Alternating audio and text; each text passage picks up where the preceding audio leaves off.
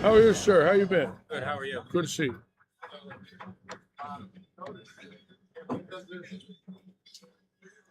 Thank you very much. Okay, good afternoon, everybody. From Robert Eddy's Lightning Strikes Bowl in Fort Myers, I'm Larry Lichstein. We'd like to welcome all of you to today's March 9-pin, no-tap, 10-pin mix-up. The way it works is the bowlers are going to bowl 3 games, 9-pin, no-tap doubles, 3 games, regular scoring.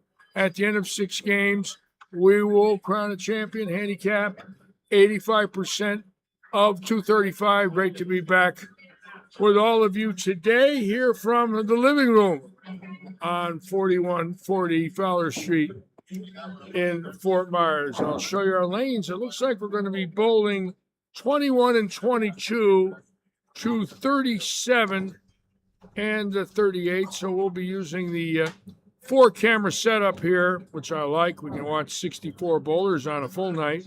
You'll watch, it'll come up here. 21 to 34. And again, 35 to 38 for today's action. Another great event being held here at Robert Eddy's living room. And he's bowling today. The boss coming in to say hello to the tournament players. We've got an interesting field. A lot of our better bowlers today, or many bowlers today, are bowling the city tournament over at Bolero in Cape Coral, but we still have a pretty good field. Looks like we might have about 20 doubles teams to watch today. Again, the city tournament running for over 50 years, usually every March in many cities across the United States. It's a ritual. I bowled the city tournament in my life in Hartford as a young man, 66 to 69. Before I went on a tour, I bowled 4 of them.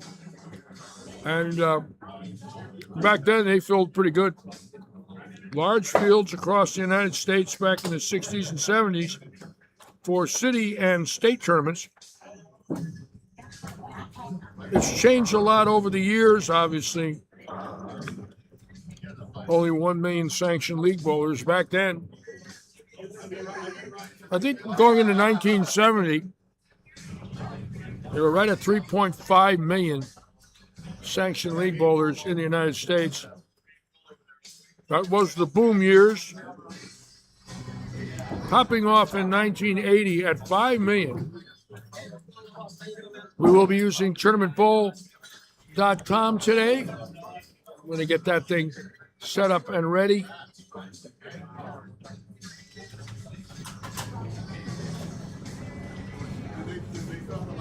And there it is. And we'll be running that on tournamentbowl.com. These are our entries today. Dave Bullock, Nick Calcigino, Pierre Carlo, Colin Tashner, Ryan Courtney, Robert Eddy, Dave Esposito, Laurie Esposito, Tyan Faust, Julio Fuste, Greg Garrison, Pat Golson, Veronica Hull-Roman, Robert Hilton, Tom Impronto, Mara Johnson, Russ Kozar, David Kramer, Lisa Lawler, Craig Lewandowski, Mary McDonald, John Fleisinger, Bill Pulich, Mike Quirk, Dave Reichel, Henry Roman, Gary Seitz, Nikki Singletary, John Stuyvesant, Austin White, John Worrell, Tom Yarosis. That's our group for today's tournament today at the living room. Real cool this morning, waking up at about 55, now in the low 70s. Boy, it's why we moved to Florida. Beautiful, beautiful sleeping weather. You can even sleep with the windows open if you want, at least for a while. We get into May, the party's over. The air conditioners will be running for 5 months. And the place a little quiet. Our junior league bowlers, many of them bowling the Pepsi tournament today up in Orlando.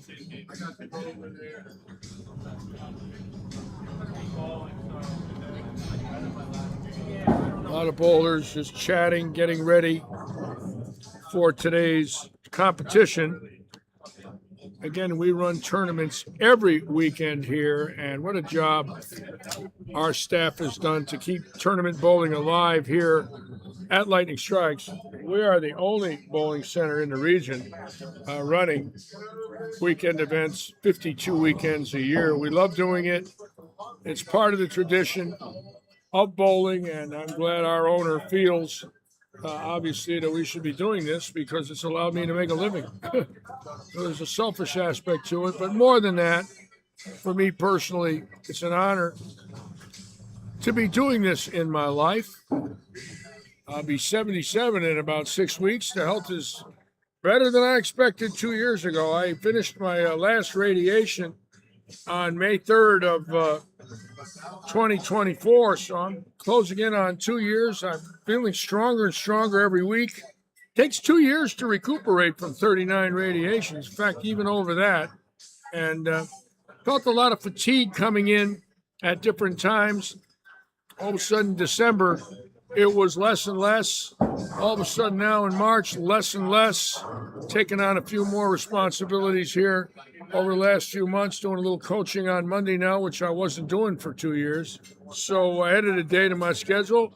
Doesn't seem to hurt. And I'm lucky, very fortunate, and I want to thank all of you for the kind words over the last few years. A lot of my friends on Facebook carried me through this, and very fortunate to be with you today. In good spirits. Just checking everything out here before we get rolling. I want to double check our cameras here and make sure we're 100%. There we go. Many of our sponsors' logos are up there. As you can see, we've got 10 sponsors here now, sponsoring leagues, tournaments, Chopo Paradise Vintage, Brightview Financial, Tailored Tailwaggers, Charlie's Irrigation, RPM, Audi of Fort Myers. So many sponsors. I want to thank all of them for believing in bowling here at Lightning Strikes. David Forbes, obviously, with Audi, what a job he's done. Trying to find a little spot here for an Audi logo. Being that we're only using these lanes today, I ran out of a logo room. I do want to see if I have all our logos up on my Larry cam, so bear with me. I want to make sure at least we can show them a little bit today. There we go. Don't have an Oaks Farms logo up anywhere. That's not good. Let me see if I can get theirs up. They're the ones that started it here. Alfie Oaks, Robert dealing with Oaks Farms as a major operator of that great company. And Robert asked Alfie in the beginning to help us out 7 years ago. And Alfie came along and put up a lot of money for the Wednesday Night League and put us on the map. Added 15,000 to the league, and that woke the bowlers up. And when you get that kind of money entering your prize funds, people talk about it. Next thing you know, Audi came in, 2 major brands, and now the other ones. And here we are with a major sponsorship from so many local and national businesses. When you get a major brand like Audi coming in, you talk about a shot of fresh air for us here at Lightning. David Forbes, thank you so much. And we're just about ready to roll. Luke tabulating all of our entries. Practice will start in about 5 minutes, and we will be ready for another weekend here at Lightning Strikes.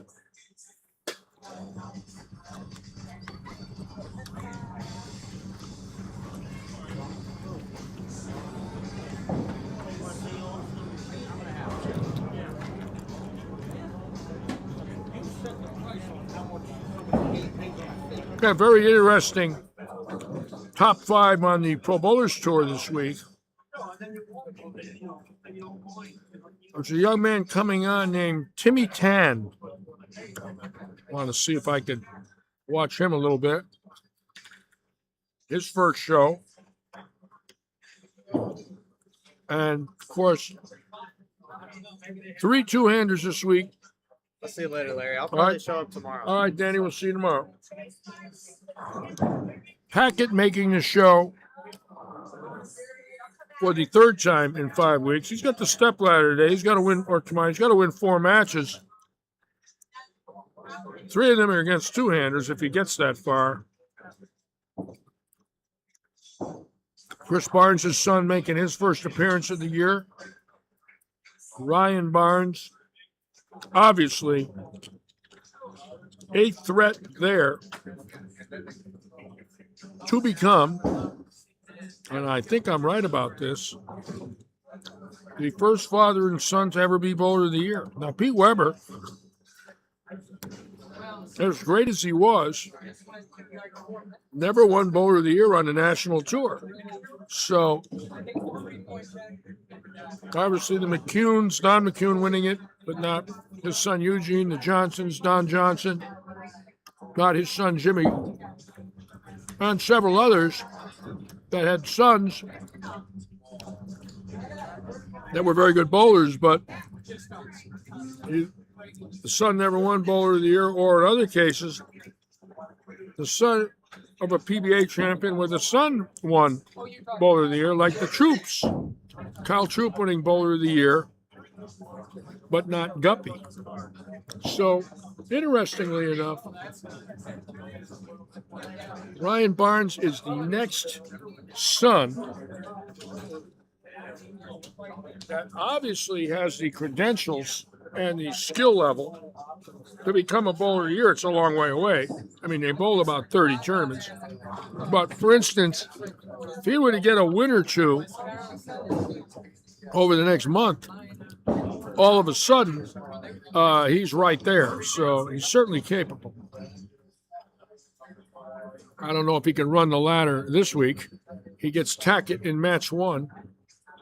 But one thing's for certain, the kid's got no fear. I mean, he's not afraid of anybody. He's smart. He's like his dad, very, very focused. And it's going to be interesting watching that take place tomorrow at 4 o'clock on the CW network. And we do get that locally here in Fort Myers. So hopefully the ratings will continue to grow and that show will attract some sponsorship and professional bowling will be on the rise. We're sure hoping. We want it to make it. Everybody that's ever been involved with the PBA and many bowlers that love bowling would love to see the prize funds increase and national sponsors join CW. So we'll find out. Time will tell. We're all crossing our fingers. I know Kyle Sherman personally. He is a wonderful, wonderful person. He's picking it up well. I think that he's done very well in his first month. And a lot of pressure when you replace somebody with the credentials of Randy Peterson. And so far, he's done the job. So hopefully he will continue to learn and gain confidence. Again, we want to thank Jerry Pinks of Jopo Grips, the sponsor of EJ Tackett. And Jerry was here about a month ago. We had him in the booth with us. The #1 interchangeable thumb system in the world. And I am also very proud to rep the Jopo company here locally. And today I'm wearing a real nice Jopo jacket that Jerry gave me. And Jerry's been so good to Ricky Ward at our store. Ricky Ward has changed the culture here in Southwest Florida, putting in about 80 Jopo outers a week. It's insane. I've never seen anything like it. 60 to 80 every week. People, kids, women, seniors, all going to Jopos. They love them. They don't break. They don't shift. They don't get loose. And when your ball comes back up the ball return, the inner is still in the outer sleeve. I've never heard of one person losing one inner yet. in the 3.5 years that I've been here, or 3 years that I have been here. Never heard of it once. So obviously the credibility of that product is overwhelming, especially if you had problems in the past with other products. Not with this one. A great product. Of course, RPM now the #1 pro shop in Southwest Florida with Ricky Ward and Chuck Rucker and Mark Pulaski Sr., Brightview Financial, John Pfister and Amy Hamilton doing a great job with us. Eddie Duda with Charlie's Irrigation. David Forbes, obviously, Audio Fort Myers, sponsoring our junior league, buying 140 shirts for our juniors this year with names and logos. Every kid got a shirt. Figure $50 a shirt, $7,000 he put on our juniors' backs this year to make them feel like they belong. What a sponsor. $7,000 just in shirts, not counting everything else he's done for bowling here in Southwest Florida and, of course, here at Lightning Strikes. Skeeter Kites, I was talking to Skeeter, training 20 dogs a week. Great dog trainer. Any of you that have a puppy that's getting a little out of hand, he's fantastic. He's got a German Shepherd named Loki. You talk about obedience. I've never seen anything like it in my life. He's at times doing 50, 60 dogs a week for people that buy puppies that need a little help. They don't know how to do it. Skeeter gets that dog on the right track real quick, I can assure you. Paradise Vintage Market with Brian and Beth, thank you so much for being with us our second year for the Senior Eliminator. We'll be running that next Sunday here at Lightning Strikes. Of course, Alfie Oaks with Oaks Farms. Thank you so much, Alfie. What a list. A great list. Honored to announce their names every week here at the living room.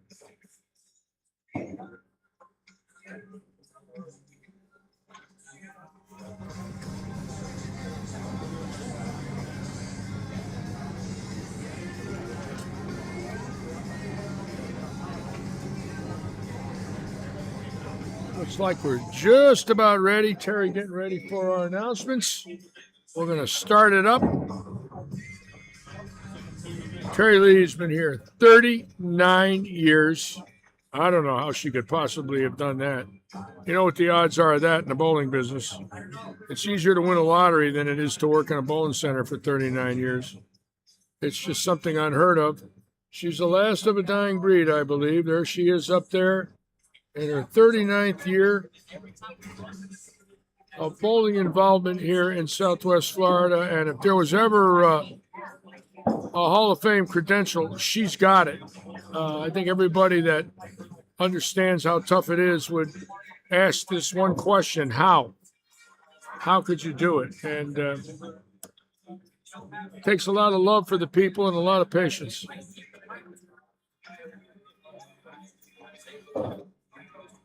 And we'll be just about ready shortly for her to start the squad at the living room. And as you can see, a little quiet today. It looks so different when we don't have league night. You know, normally on league night, you put the camera up there and we are full end to end. A little quiet today, of course, but not a big deal. Bear with me. I'm just going to do something real quick to my camera. I'm going to put us on a pair of lanes.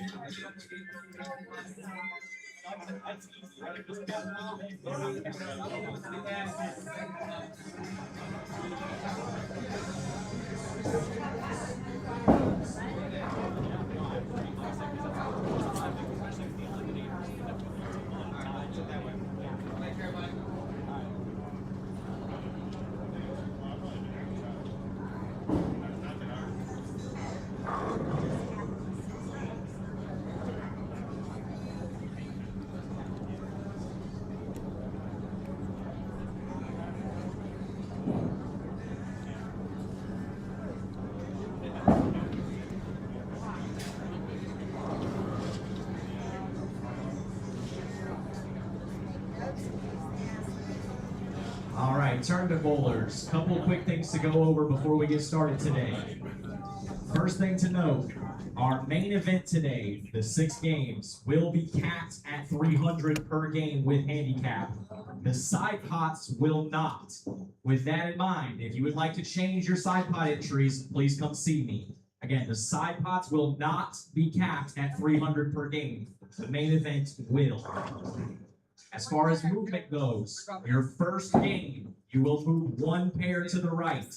Each game after that, you will skip a pair. So if you start on 19 and 20, game 2, you'll be on 21, 22, and then game 3, you'll be on 25, 26.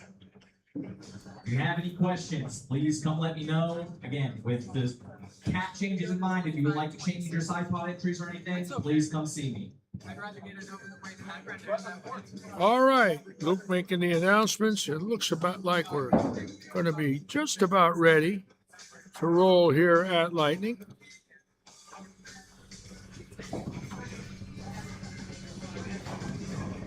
Robert, our owner, now changing some tournament formats. For instance, today we made some changes. I like the fact that our scratch tournament now has some changes going into tomorrow. We are now using 25, 26 averages. Also, he's rolling the dice a little bit, changing formats, changing dropping some tournaments, adding some new ones. We think it's time. I like the idea that he's doing that. He's not afraid to do it. He's an avid bowler. He understands formats. He also understands what his customers are telling him. And I like the idea that he is willing to say, you know what, we're going to change it until we see our fields grow. Right now, we got a very good field today, considering the city tournament is running against us. So this tournament could very well be a winner next month. You know, we start seeing 60, 70 entries again on a Saturday and Sunday each day. We know we are on the right track. They have dropped off. Again, there's a lot of competition out there. There's bowling centers across the state have, understood they've got to take care of their league bowlers and give them tournament action. People want to do that on weekends. There's no reason to just be open bowling and tell your tournament bowlers to go somewhere else. Why would you do that? Why would you have your customers leave? So a lot of people have changed their philosophy a little bit. Of course, Robert, since day one, has been a tournament house and league house. Every business plan is different. He likes leagues and tournaments here. Definitely likes open bowling, don't get me wrong. But he listens to his tournament bowlers. We feel we're on the right track. Sometimes you get in one of those funks for 4 or 5 months where you keep waiting and waiting and waiting. You don't see what you want, and finally you say, you know what, time to reshuffle the deck. And that's the way it is in bowling today. You've got to be willing to do that. I know one thing, he's done a great job with our leagues. Boy, Monday, Tuesday, and Wednesday, we're full. We're 46 teams, 3 nights in a row minimum. I think on Monday night, we're full. Thursday, it looks like we got about 20 lanes open. Friday is about 20 lanes open. Saturday, we've got the biggest junior program in Southwest Florida with 140 kids. 5 coaches at all times. Dave Covington, Ron Richards, their wives, Tanya and Sue, Boog Snyder, Cindy Snyder, Bobby Van Est. Thank you so much, all of you, for what you do for bowling. Barry, Hi, Megan. are you okay? I'm all right, sweetie pie. Thank you. You're welcome.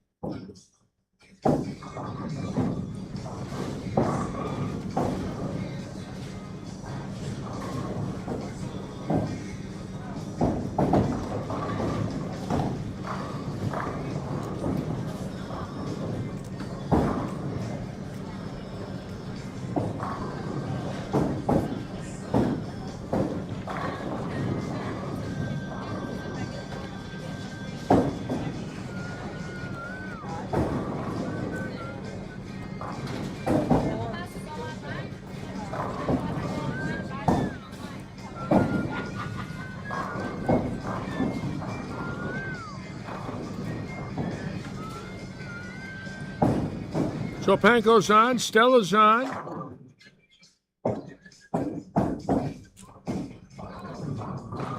When was their last show that Panko and Stella weren't on? They have set the world record for tournament live stream shows. they will be in Guinness's World Book of Records. This week on CW, they will be announced as the most views on Larry's live stream. There might be a New York Times article written about them. They could make the CBS Evening News with Walter Cronkite. Stellan Panko, unbelievable.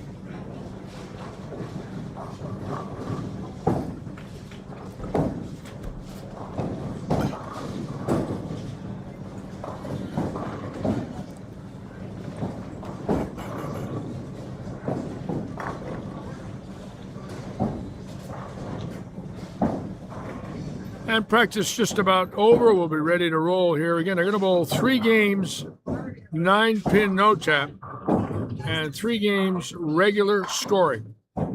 This is doubles. 300 cap in the tournament with handicap. That's it. No games over 300 in the tournament. In the side pots, yes, which is interesting. Again, like I said, Robert shuffling the deck. I like the idea that he's willing to do this. You just never know the combination. You don't know until you try. I like the idea that he's saying, let's find out. That's the only way to know. It is a good management ethic.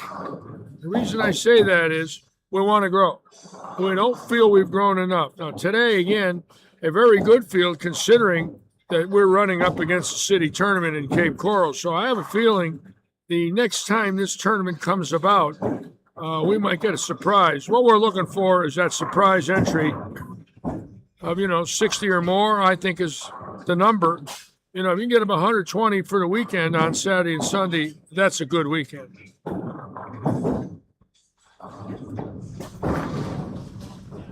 Again, the sports dollar diminishing, obviously, since the war started.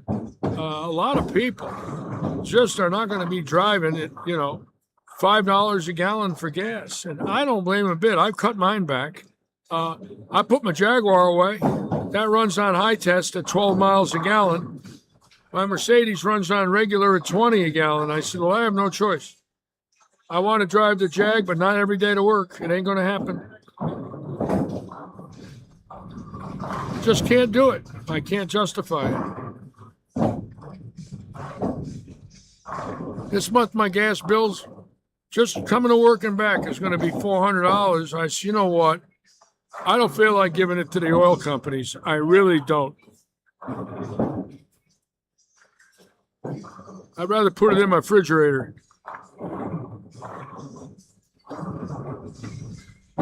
Sometimes you have to sacrifice, you know, when our country has had serious times like they have now. Obviously, oil always goes up. That's just the nature of the beast in the world. And, you know, a lot of people are unhappy about it. My opinion is that's the price for freedom. You know, our country allows all of us to be free. And sometimes prices go up a little more than we can afford. But I'd rather pay the price knowing that somebody that's got nuclear bombs is being told you're done. My philosophy is real simple. They ain't getting them. And I admire what we're doing to stop it.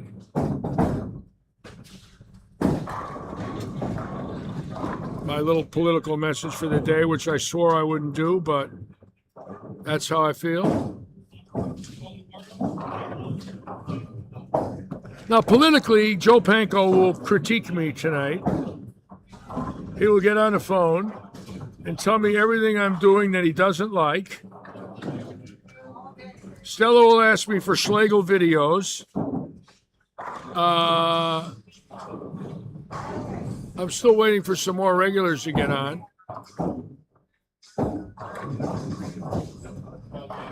Panko will tell me to stop whistling.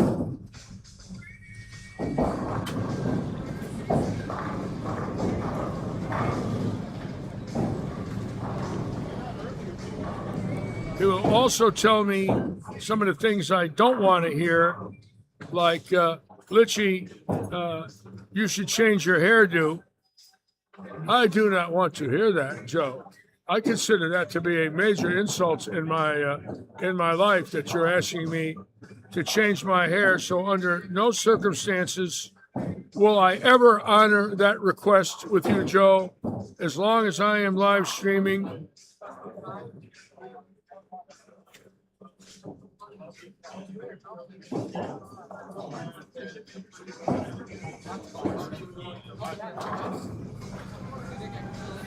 Like I said, Joe, as long as I am live streaming, you will never see me change my hairdo, no matter what the circumstance is.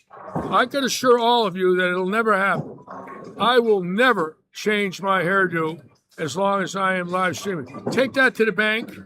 If I run in politics, that's what I'm going to tell everybody. I will never change my hairdo when I live stream. Now we're going back to the action here at Robert Eddie's. And I'm going to go see my beautician and see what she can do to help me, because maybe I'll get a date.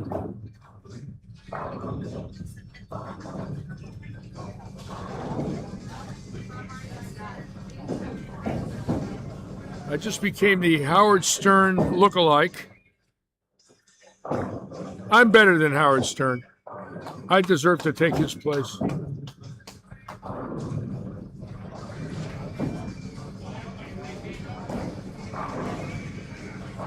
It's the Larry Stern show today, Bowling for Dollars.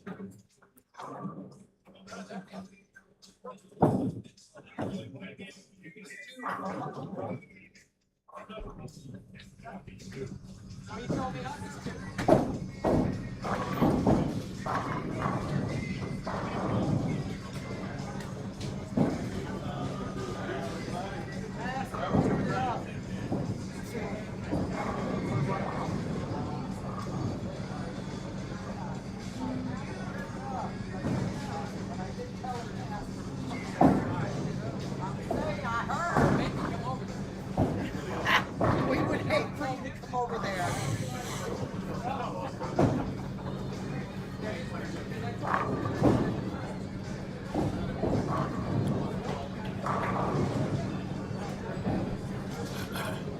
Now, Kramer and Tashner bowling today. Two young men that have bowled very well here. I think they're home on break. Hadn't seen them in a while. Two wonderful young men. Became good bowlers in their lives. Did very well here in the tournament action. Haven't seen them in a while. And Colin right here won our first bracket buster last May. That was a big win for him. A young man right there. Nice to see him back.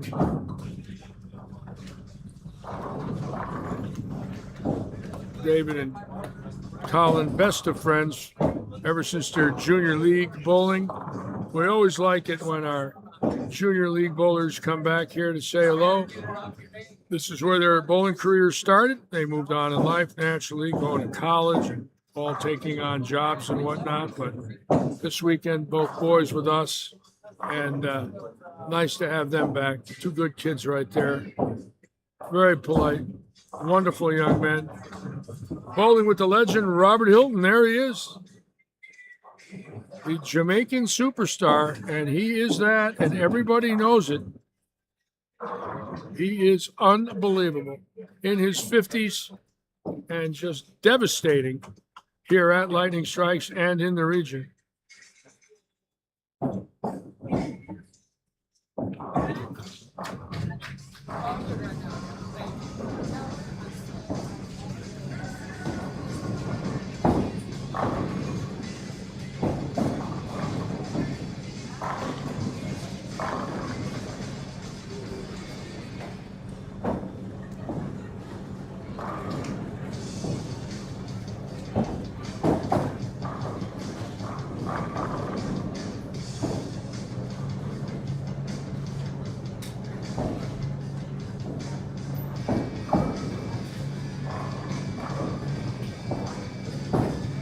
This is one of those wonderful situations where the ringing 10 can't get you. It's such a wonderful life to know that the 10 pin has no effect on your score. Just think of the psychology. Whoever came up with this idea 50 years ago, it must have been somebody that never struck but could hit the pocket all day long. That could be the only thing I could think of. The person that invented this was the person that knew they got more nines than anybody in the house. Some way everybody agreed with them. Here we are 50 years later. We can actually run it and live stream it. Unheard of in the past, unheard of. But in this region, in Florida, it is a major tournament for the lessers. But all of a sudden, in the years that have gone by, you'll see 230 average bowlers bowling in it. It wouldn't have happened 50 years ago. But, you know, if you never missed the pocket, it's a wonderful thought. Well, if I could hit the pocket 36 times, I could shoot 900, as long as I get 9.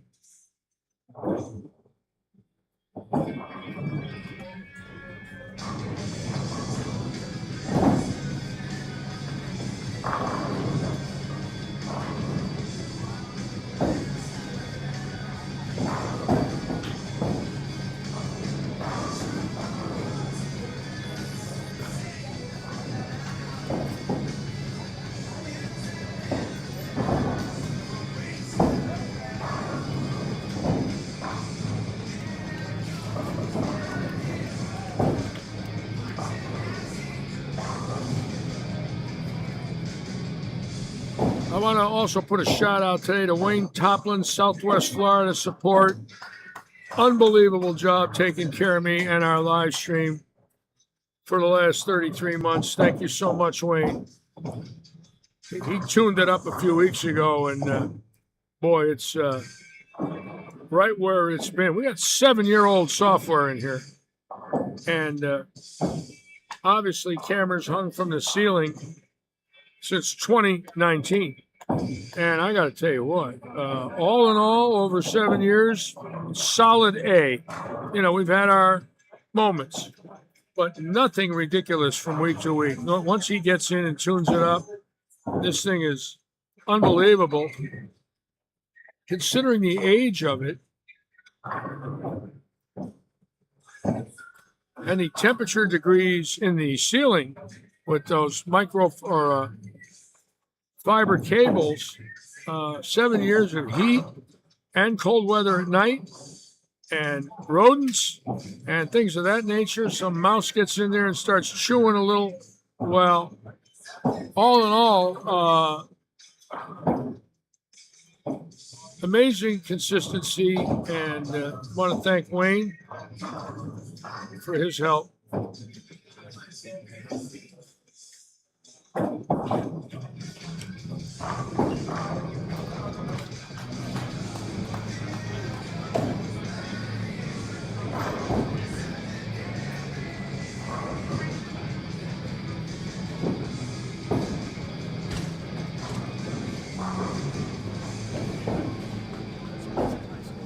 always look at those when I'm doing no tap, and I'm like, shit, we got 4 games regulars.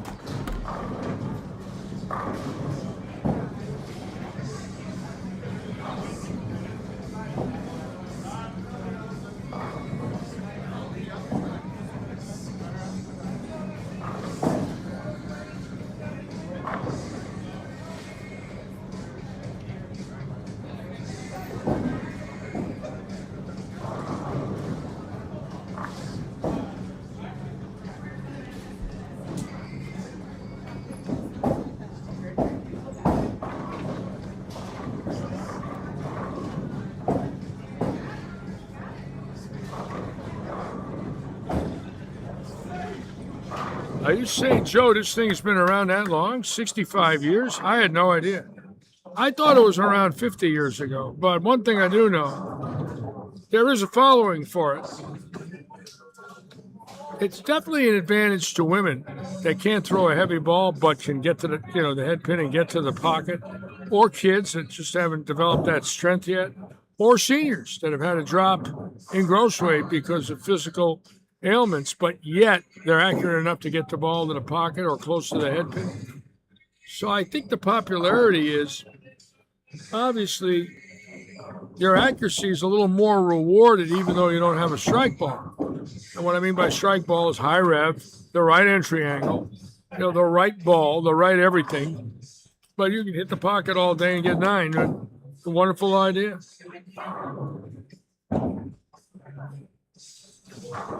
I did shoot 900 once in 9-pin no tap in 1999 in Port St. Lucie in a PBA senior pro-am for a senior regional.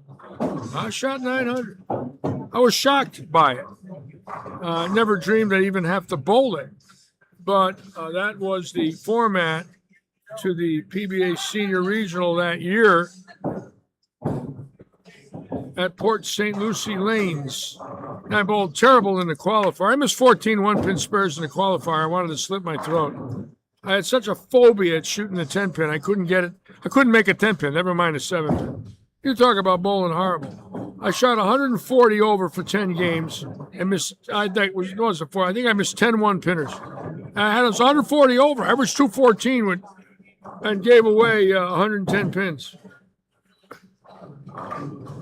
That was the day I knew I was in a lot of trouble. I said, how can you possibly have bowled all your life and done this? And I did. I was like, this mental block came over me. And I didn't know how to make a 10-pin or a 7-pin, of course.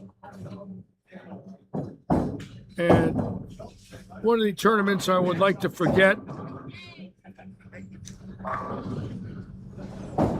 I believe it was my first tournament over the age of 50 PBA event. I was furious, absolutely furious. I remember driving out of that parking lot wanting to quit the rest of my life. I said, what are you doing here? Have you lost your mind? Why did you spend a weekend doing this?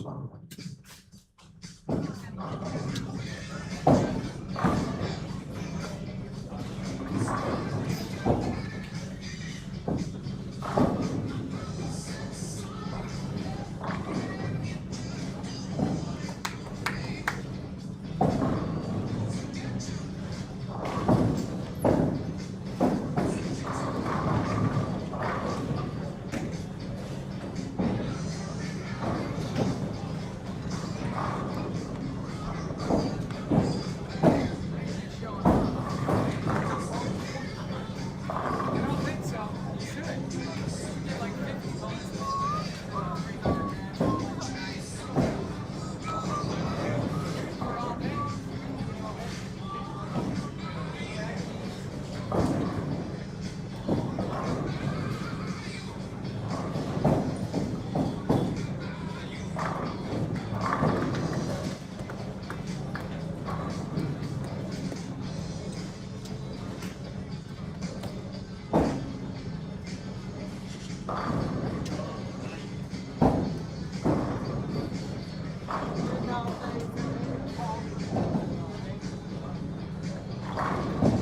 Pheasant tracks everywhere.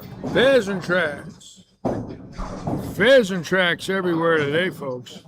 They are everywhere.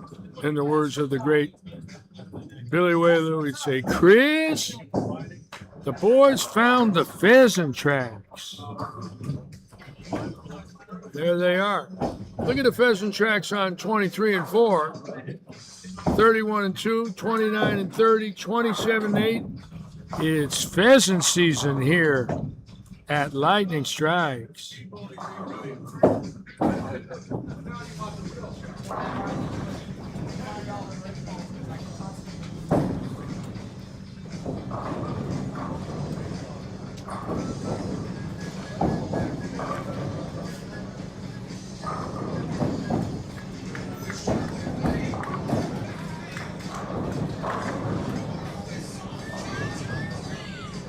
Now, Craig Lewandowski right there has all real ones.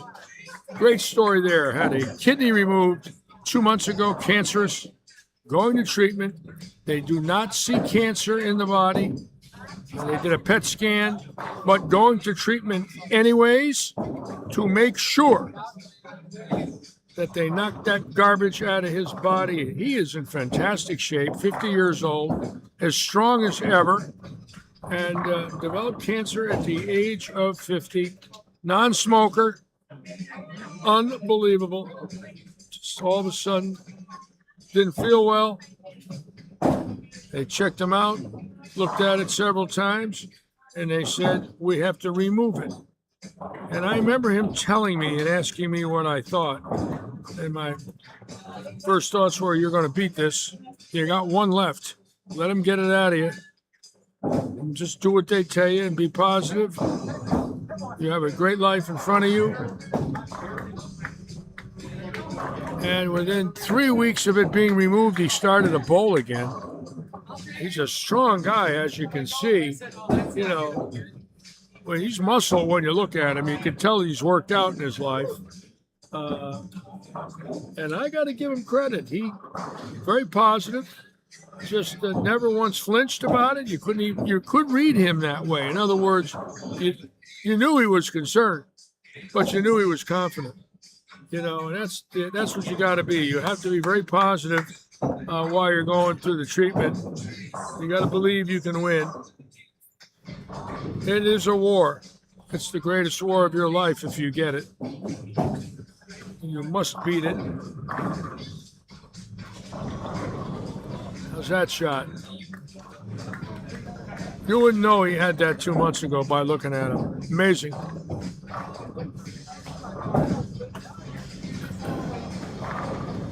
And the Corkster.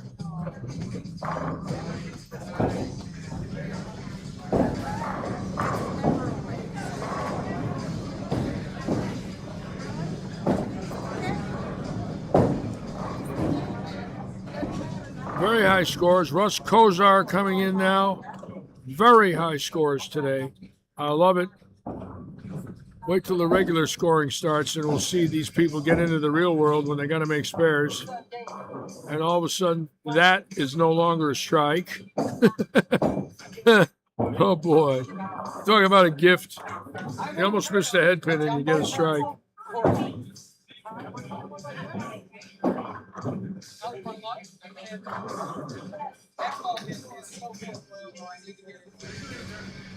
I'd be concerned about Mary right there, that lady on 29. They're out of the Tallahassee area. They like to bowl weekends, and she's good.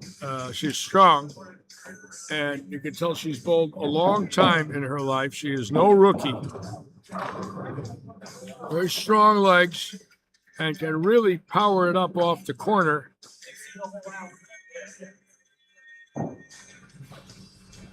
A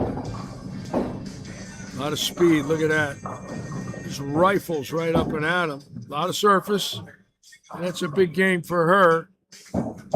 Avid weekend warrior. They're everywhere in this country. The Warriors. My friend Gina and I are thinking of going. Oh, she's going. Shorty booked her flights to Las Vegas for the annual military tournament at the South Point. 2,000 four-bowler teams are bowling in that tournament in August. 8,000 bowlers, many of them veterans. And she's invited me to go with her. I don't know. I'm thinking about it. I'm really not one to pack up and travel anymore, and I did that enough in my life. But a 4-dayer at the South Point with her and maybe seeing some old friends. I wasted it. I could have saved it for tomorrow. I think I need it. Since I got back here to this bowling center in July 23, I've only left this town overnight for 7 days. That's it.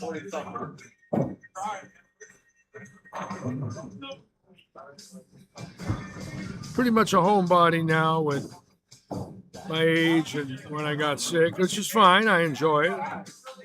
I like being with my kiddies, fooling with my old cars in my RV and just tinkering. Thinking about another car next May. I'm going to get rid of my old Benz. Don't know what I'm looking at yet, but might buy the same identical car, just one that looks new. Now, Lewandowski had 300.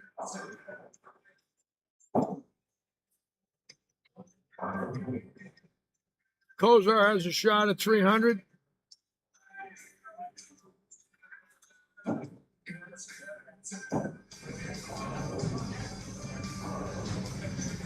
So they are going to be a factor, no doubt about it. Lewandowski and Kozar, McDonald, Calcignino, all in the hunt, bowling very well. Scores will be in shortly. It's 300 max in the tournament. So right now, they have bowled 600 regardless if Kozar shot 300 or not. The minute he got that 11th for 288, let's say, that is a 600 max.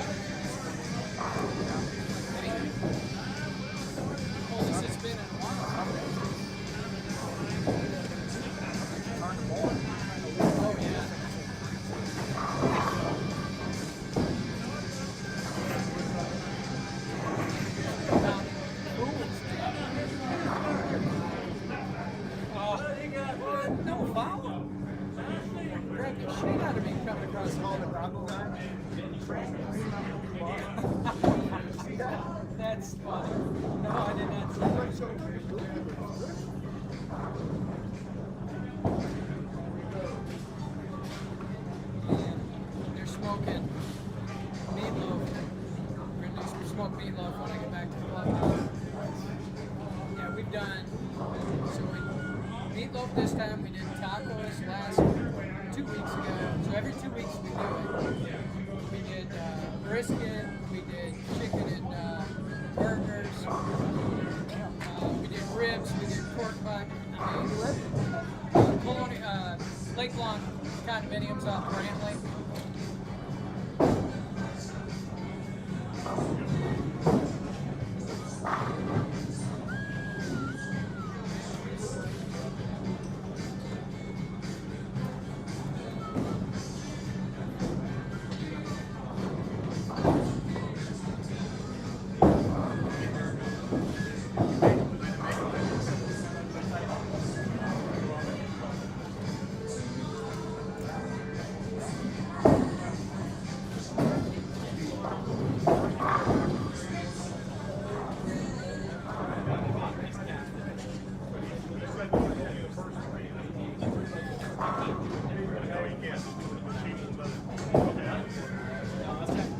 We didn't want all the ties that come with that.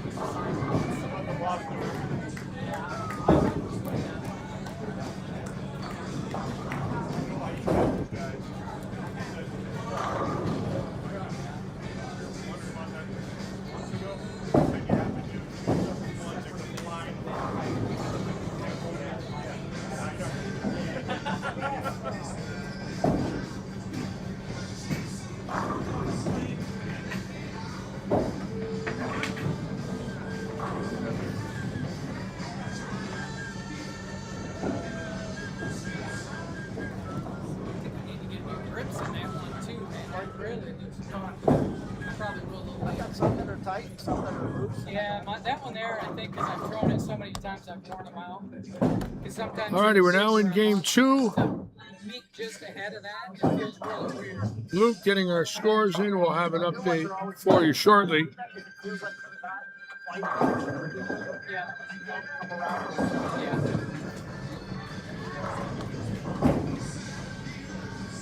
Well, we can't be in last.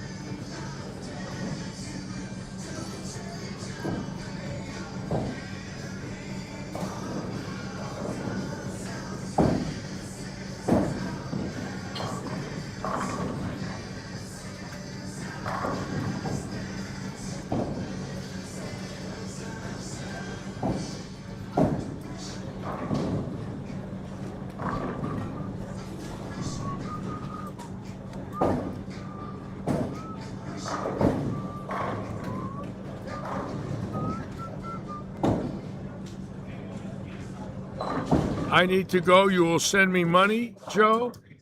Well, I had no idea I would hear that. So I have a plan for a world cruise. I would like to start off in Monaco, then go to Rome, Athens, Paris, London, Hawaii, a 1-month stay in Las Vegas. Please send the money now. Keep in mind it is non-refundable.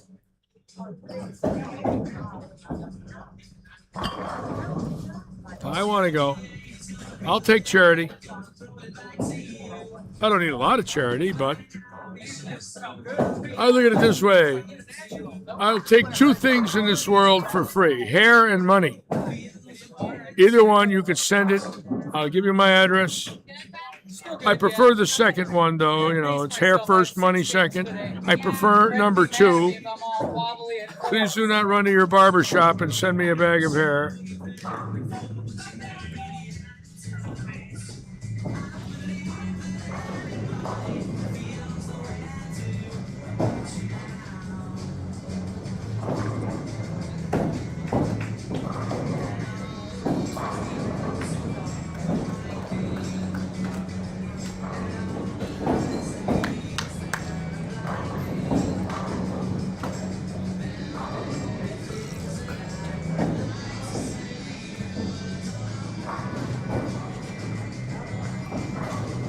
You know, I always frowned on that stuff, and don't get me wrong. I'm sure some of it is very needed, but I'm not one of these guys for the GoFundMe. On the other hand, yes, if somebody needed doctor help, yes, automatic medical. After that, I've often wondered how much of that is legit. And I'm not pointing any fingers at anybody, but every once in a while you'll read one and you'll really wonder about it and say to yourself, you know, how do you really know after you send the money where it's going?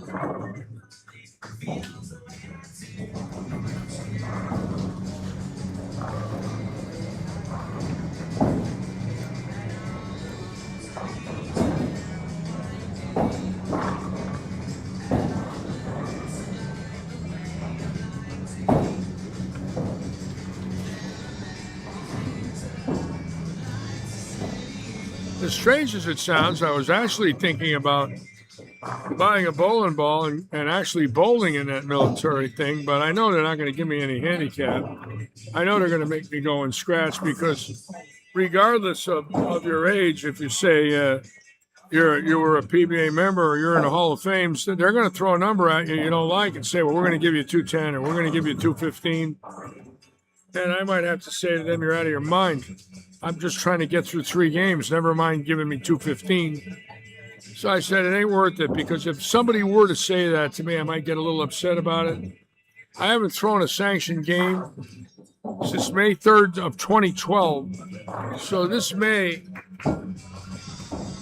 is 14 years since my last sanctioned game, which incidentally was 139. So, you know the old saying, you're only as good as your last performance? Well, 139 was the last game, bowled against Ron Moore, who's from Las Vegas, here in Florida on the PBA Senior Tour. He beat me in the 3 out of 5.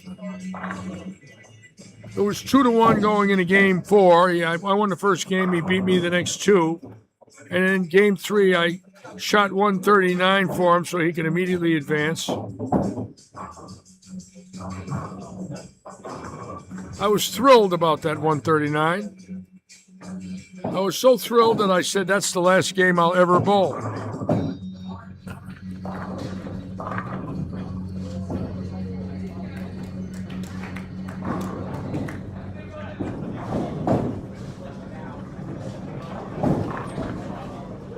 And again, a shout out to Tyler Armour. I can't tell you, and I mean this from the bottom of my heart, I've never met a finer young gentleman in the bowling industry than him. Not only because of the way he treats people, but he is an extremely generous man and has been literally a Santa Claus to people here in Southwest Florida and in our state. And I know I'm not alone. He has been remarkably generous. He said to me the other day after he was leaving, do you need anything, Litchie? In other words, you know, can I give you something? And I said, no, I'm good. Knowing that, yeah, I might pick up the phone, but what he's done for our league bowlers, tournament players, Ricky Ward's store, sponsorship of local events by donating balls. They're only 10s all day long right now. The fact that he did have a pro shop here at Woodside Lanes down in Naples. He has worked here. He has bowled with our bowlers. He bowled in Costa Rica with Evan Baranecki in December. He owns this bowling center. He walks in the door here, he's got a fan club. And he has earned it. He is extremely generous. We've had some salesmen that don't even walk in our doors. And my philosophy is that's their business. But when we get one that does, like Tyler, I will promote him the rest of my life for what he's done for our bowlers. It's not about me. I don't want any bowling balls. I don't bowl.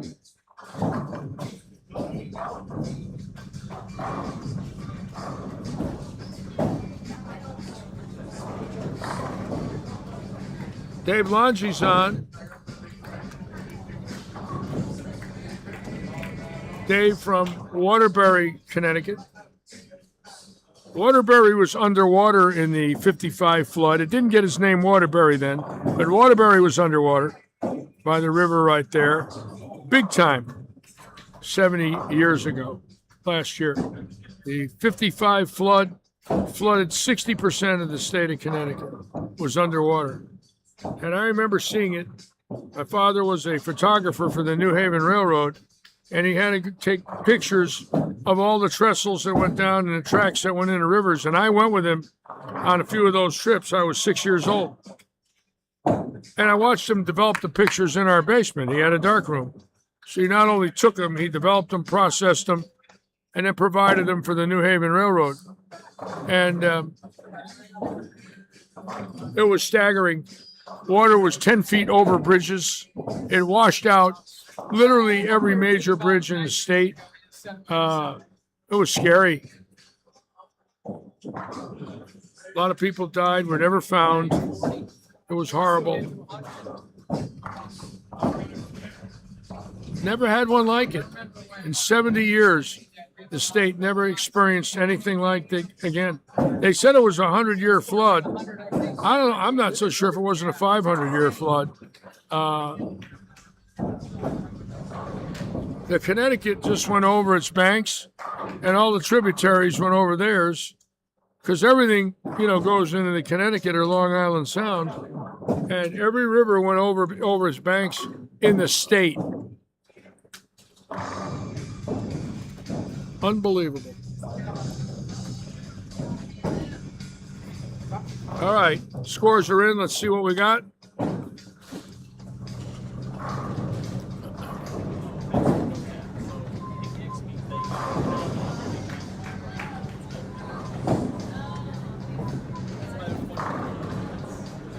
Well, I thought they'd be in. There we go. Got nervous for a minute.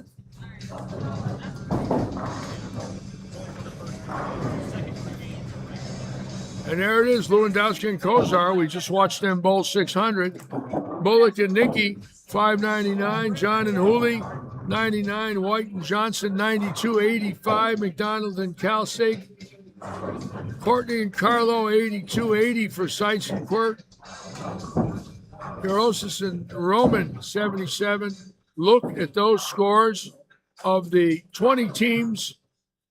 17 of them over 500 in game one. Oh my God, that's insane. Look at those numbers. That is from another world. I've never seen a doubles tournament that high in my life in here. That's crazy. Well, it's 6 games. We got a long way to go.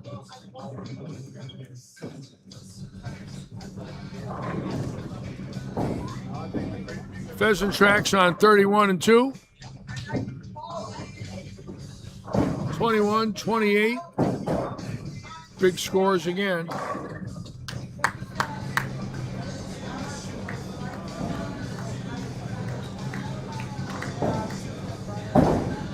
Tournament should end somewhere there around 5. We will be on the air tomorrow. Now, tomorrow's a good one. 6 games, scratch, sport shot, step ladder.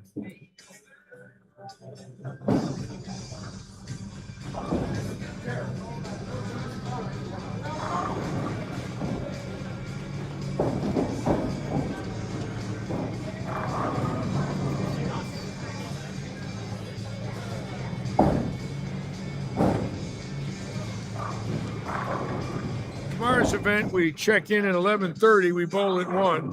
$4 a game lineage, $500 added. Side action, bowl 6 games, skipping a pair, 5 bowler step ladder. So at an $80 entry fee, it's $24 for lineage. That'll knock it down to 56 entry plus 500. So you figure if the added 550 bowlers is $10, that would be 66. You'd be bowling for about 66 of 80. I would say that's a pretty good deal, $14 to bowl 6 games, somewhere in that area, not exact, but very close.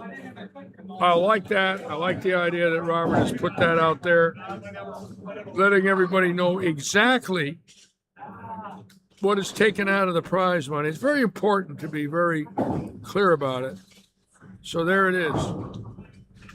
$24 entry fee for lineage, 56 out of 80 going back, plus 500. So nice payback. That might bring lineage down to maybe $2 a game, which is a steal in today's day and age. Believe me. I like the idea that Robert went back to back with this to bring one back. I'll tell you about tomorrow. Tomorrow they will be bowling on the Viper pattern. So everybody now knows that is not a house shot. So if you're not doing anything and you want a little challenge, and you're not bowling over at Bolero, Cape Coral, come on in here and visit us. Very happy that Bolero is hosting the city tournament. We love it when our bowlers have some different venues. We love it when they're here, but I'm glad that Bolero has done that for our bowlers. It's about everybody being successful. Lehigh, Woodside, all of our facilities locally. We don't want any more closing. We've had enough. So worst thing in the world for bowling when we lose another center. You know, Dave, my father took 500 pictures for the New Haven. I saw them as a kid. I don't know what happened to him. He passed away.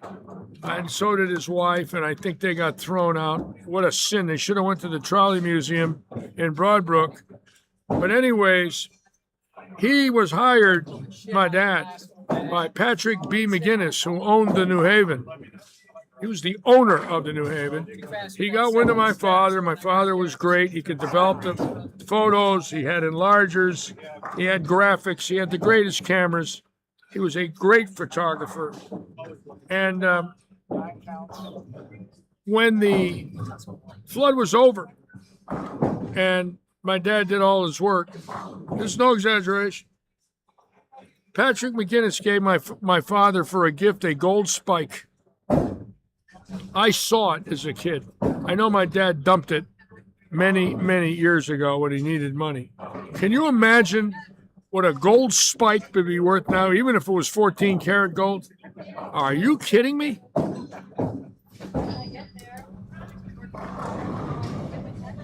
Could be worth $100,000 for all we know.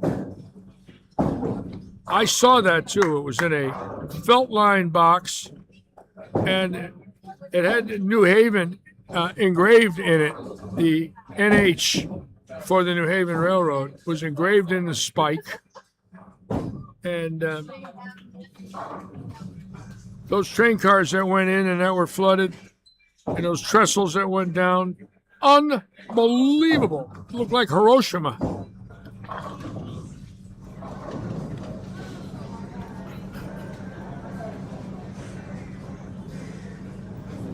I love my home state. I miss it. I was very lucky to grow up in Windsor Locks and Suffield, where I lived, and had so many friends in the Hartford area, Bloomfield, Windsor. I loved it there, still do. But when I went back 2 years ago, I was sad. All my favorite restaurants are gone, and so many of my friends are moved or died. I felt alone a lot of days. There was just nowhere to go. I didn't know anybody anymore. I said, oh my God, I've been gone 27 years. I felt like I never lived there. Which is nice. I'd say my But the memories are wonderful. just 9 years. Yeah. Oh yeah. No, I told him, I said, I just roll it as much as I can. I don't care if they're purple up there. Get them all out. Like that. Yep.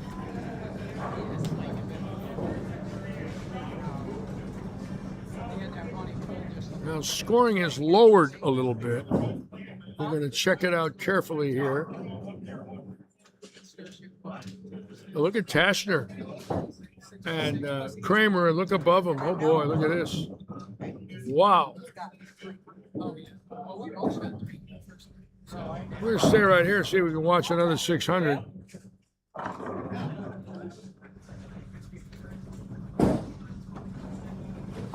And that's Robert Eddy, the boss.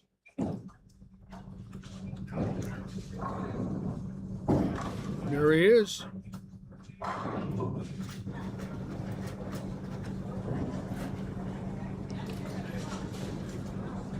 The boss loves to bowl. Amazing how many tournaments a year he bowls. It's crazy. I had no idea he would be this active, especially after 7 years of ownership. Just amazing. Loves it. Just loves to bowl. Oh, and he got a week 10. You say, why don't I get that in league? Just a reminder, tournament bowl, from this point forward, you are skipping one pair to the right. You're on 27-28, moving to 31-32 for game 3. she said 2 pair after the first game. Skipping one pair. We're skipping one pair. No, we're skipping 1 pair. So it's 2 pair.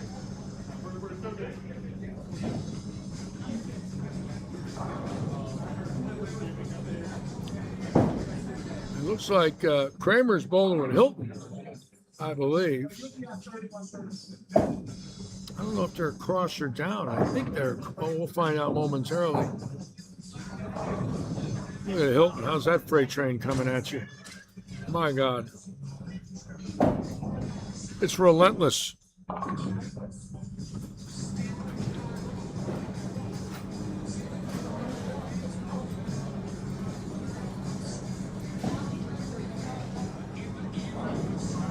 Oh, a 6. Oh, my God. Don't want a 6 on a 10-bagger. Well, that ended that the wrong way.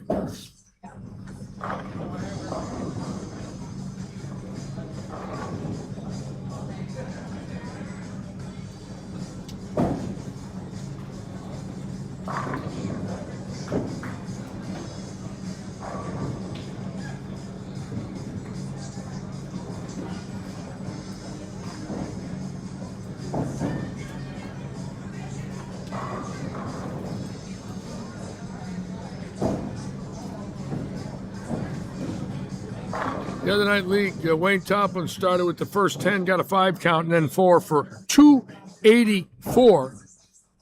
And I told Wayne that's the loop around Hartford. He looked at me. I said, yeah, that's the interstate loop, 284.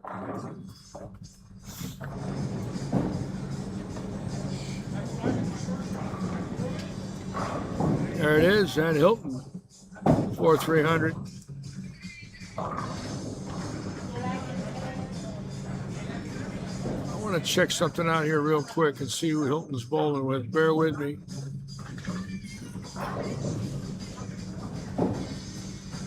Hilton's bowling with Eddy. Okay, so it is Tashner and Kramer. I got it. Hilton bowling with the boss today. Ah, I got the picture.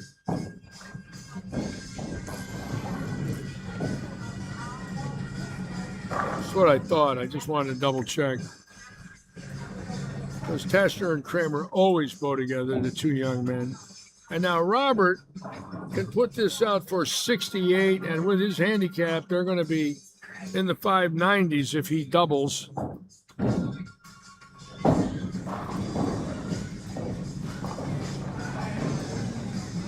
he went left on that one. Boy, he missed an arrow to the left. What was that, Robert? Robert, you can't do that, Robert.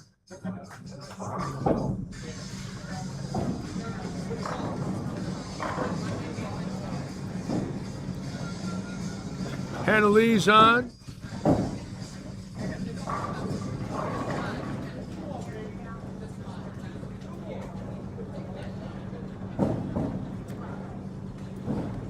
I don't know much about how the PBA handles, Tom, any of the requests anymore. I know in the old days there was a library of every single PBA tournament.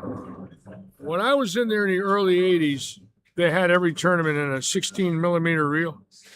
That's 45 years ago. It was in the basement of the PBA office in Akron, and there was a projector in there and a screen. And if you went to the office, you could pull up your show. So, of course, I worked for the tour and had to go in there twice a year for a day. So I parked my rig outside or in the back, whatever. And I would get a reel or two, put them in the projection unit, and watch a show. And I had many that I watched from 62 and 3. I was really interested in watching Ray Bluth, Pat Patterson, Bill Lillard, Bob Strampy. I'm very, very interested in watching Billy G, Johnny King, Salvino, Glenn Allison. They were my idols growing up. So every once in a while I could pull up a show back then that I saw as a young boy in 62, 3, 4, and 5. And here it was 10, 15 years later, and I went into the office, had to spend a day, and I would pull up a show that I saw when I was 13 or 14. I would just sit there and dream from when I was a little boy that I could see it again. Of course, now a lot of it's on YouTube, not all of it, but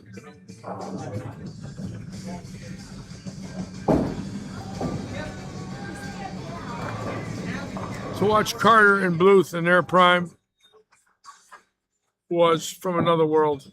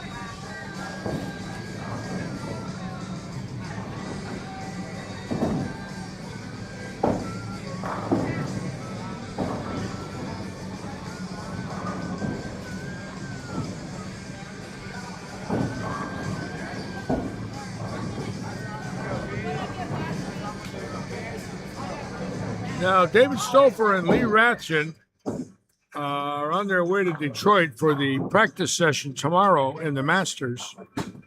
And that means the 5 bowlers that make TV tomorrow will not be able to be in Detroit. So, unless I'm wrong, in the practice sessions on Monday in Detroit. I don't know that. Curious to find that out.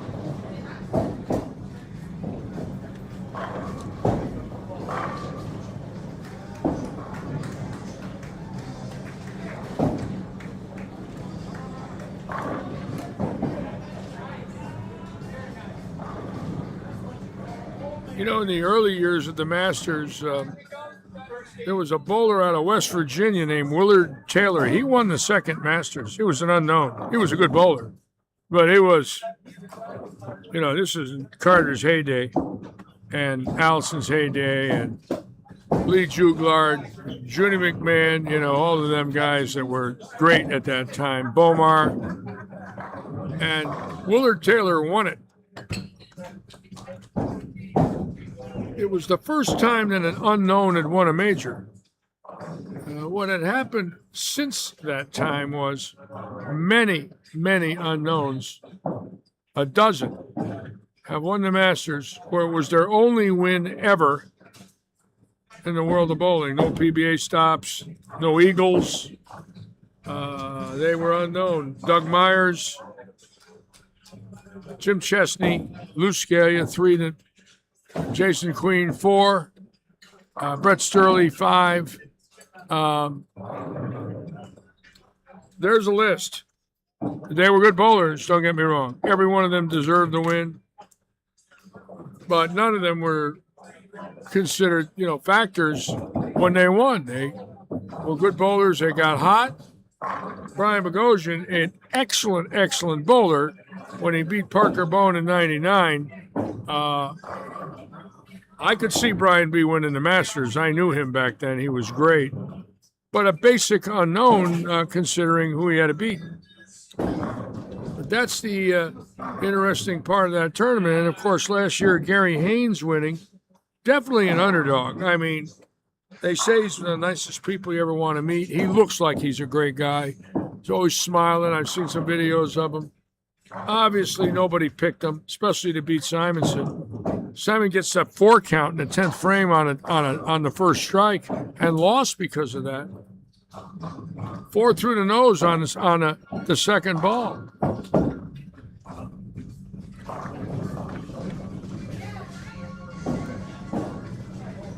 That's the tournament where he asked Dino advice, and Dino said, "I have no advice for you. Go kiss your wife." How's that one? You go to a ball rep, he doesn't know what to tell you because you're throwing the ball so bad it doesn't make any difference. The guy was definitely, nerved up. But amazingly, when he had to throw it good, he did, which again shows you he did deserve the win. He didn't carry a Brooklyn to win or a runaway or, some freaky hit. He bowled well. But again, a no-name. Not anymore a no-name, but when he won, definitely a no-name.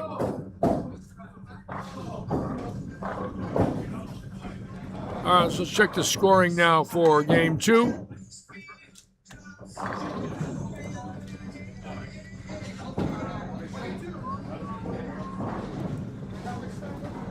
There it is, McDonald and Cal, 1174, Bullock and Singletary, 72, Sarsis and Roman, 66, 58. Look how close the scores are. Oh, my God. 7 bowl teams over 1,100 with 1110 low and 1174 high, 64 pins between the first 7 teams. This is anyone's tournament. And if I look down here at a better scratch team, Kramer and Tashner, they start striking less than 100 out. Oh, yes.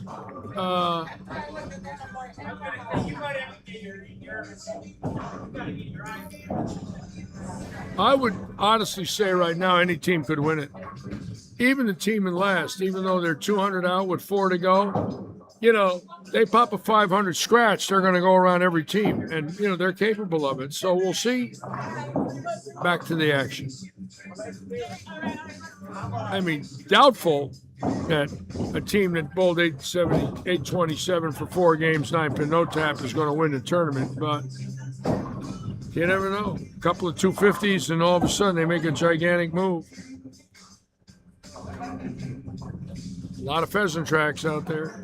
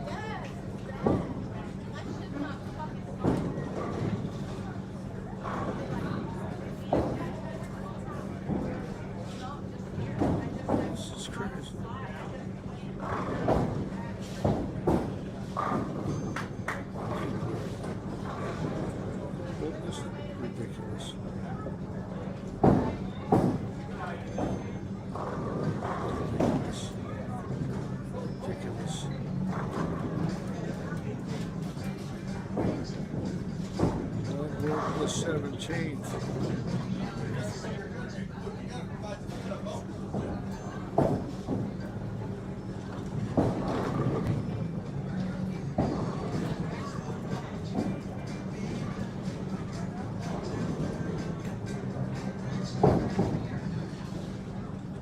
Thanks for nothing. Thanks for nothing.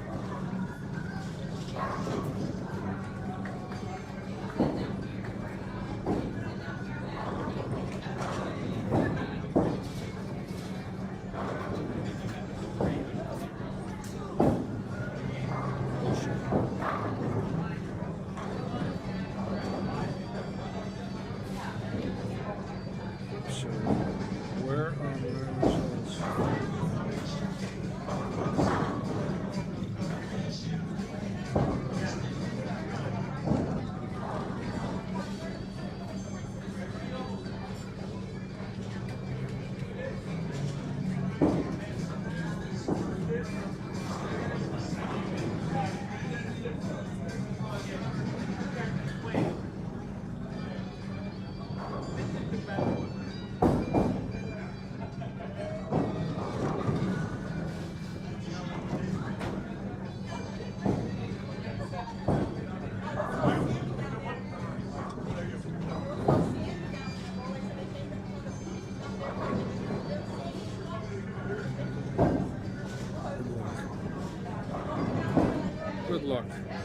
luck. Good luck. Thanks for that.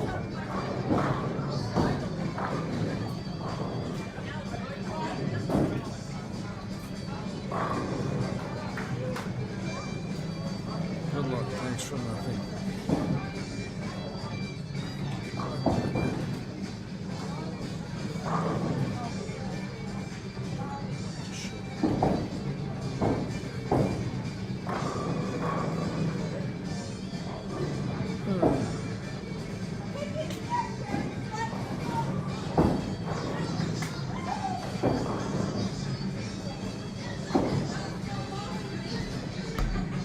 All right, bowlers now finishing game 3. And now the real test begins. It's called spare shooting. Well, practice is Monday. Good. So that means the guys that make TV will get over there to practice Monday. That's great. Yeah, I wouldn't want to miss the practice session in the Masters. You know, with 3 fields plus that double burn stuff, yeah, you better have some practice. They're oiling once a day. That's going to be a real treat.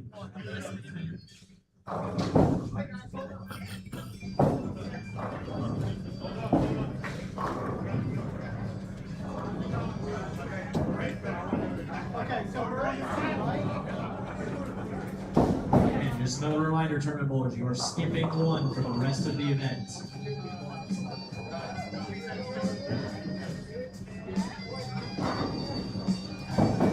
I had a great start in the Masters. I bowled the 68 Masters, made the finals. The 70 Masters made the finals. The 71 Masters made the finals, which was excellent for me. 72, I didn't bowl it. 73, I bowled it, did not make it. 74, I did not bowl it. 75, I didn't bowl it. 76 and 7, I didn't bowl it. And 78, I bowled it, made it again. And that was the last finals. I bowled it in 1980 in Louisville, did not bowl well. And that was it. Not many Masters, but I had 4 finals. I went 1 and 2 in 3 of them. In the 70 event, I was 8th in that event. I lost to Nelson Burton. And then, believe it or not, the way the format was that year, Burton and I tied for 7th and 8th. And I had to bowl him again. They beat me again.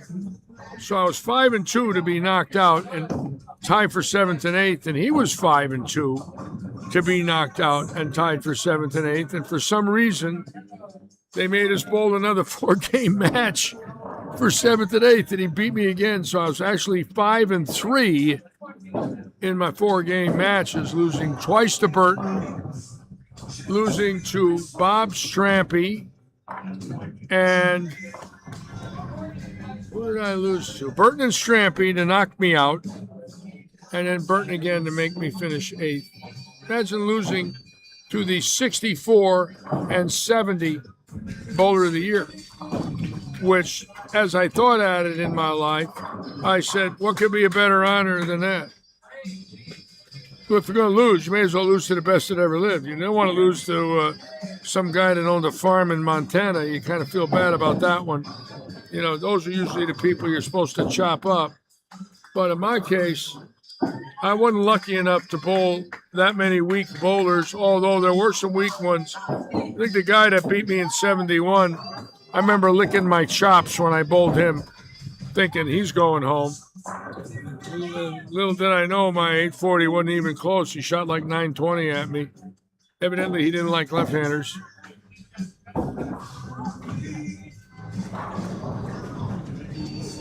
Some guy from the middle of Ohio, a no-name.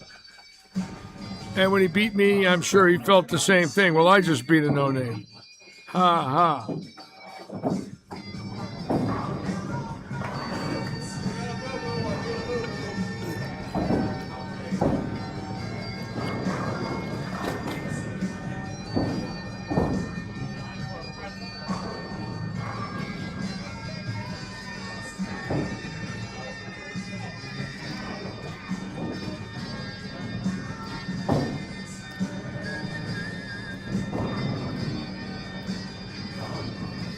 All right. Now, real interesting to go over the 3-game totals, and I'll give you my predictions of the teams I think will make a move and the teams I think might have a problem. I don't want to give anybody the Litchi kiss, but I'm going to make some predictions.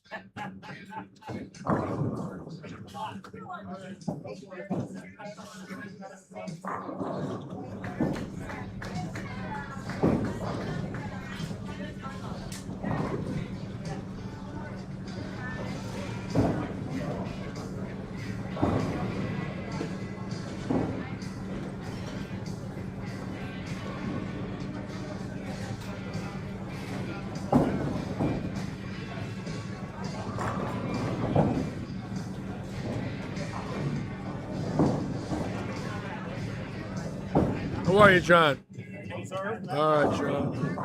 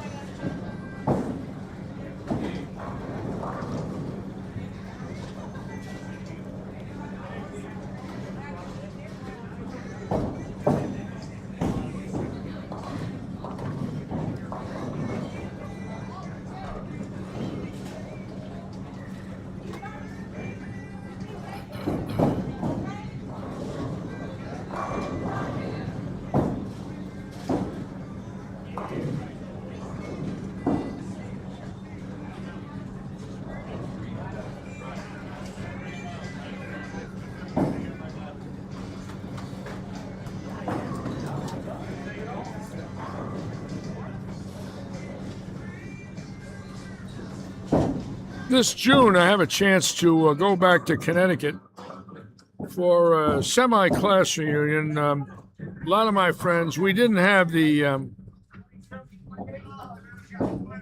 55th reunion in 2022, and some friends decided that we were going to have a 3-class reunion in June.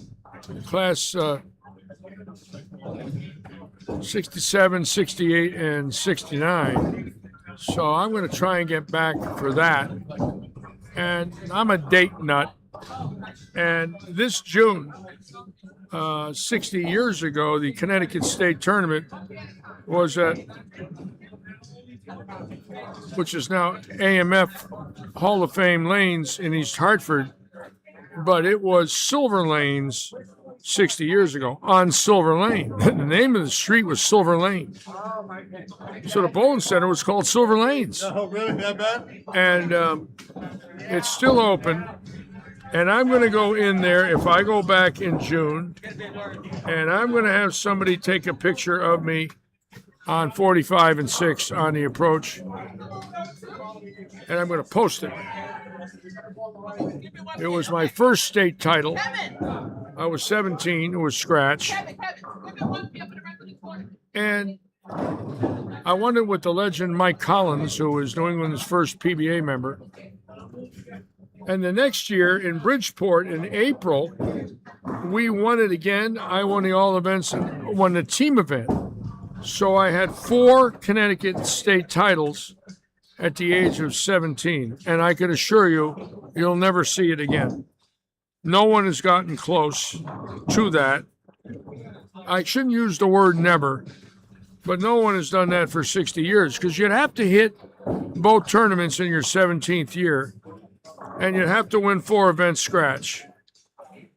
And it's one of my proudest accomplishments because even though it was local and nobody really pays a lot of weight to it,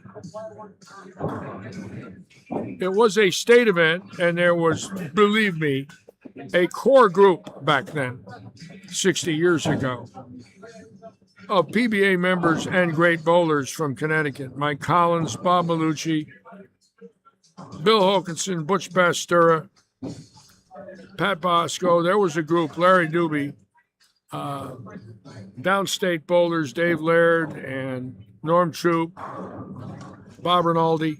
These guys were fantastic bowlers from our state. Bobby Snell. Many of them became state Hall of Famers, but they never won 4 state titles in 2 years. They certainly didn't do it as a teenager. One of my proudest records because you don't ever hear that. Of course, it's hidden, it's buried, no one will ever know it. Because the state, unfortunately, lost the records from those years. And I asked about them. And over the years of transferring from one director to another, they got lost, thrown away, and history went into the dumpster. Sadly, there's still a few of us still alive from back then that really wish that wasn't the case. But, once I go, nobody will even remember anymore. Probably the last one alive that won a state title in that year. Figure I was 17 when I won it. So if somebody won that were older than me, let's say they were 25, well, right now they'd have to be 85.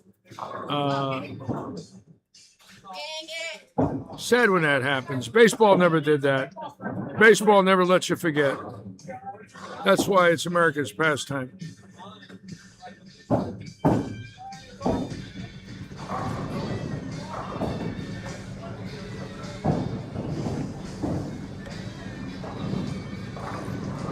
All right, scores now coming in. And we're going to then go over the possibilities here of exactly what can take place after 3 games.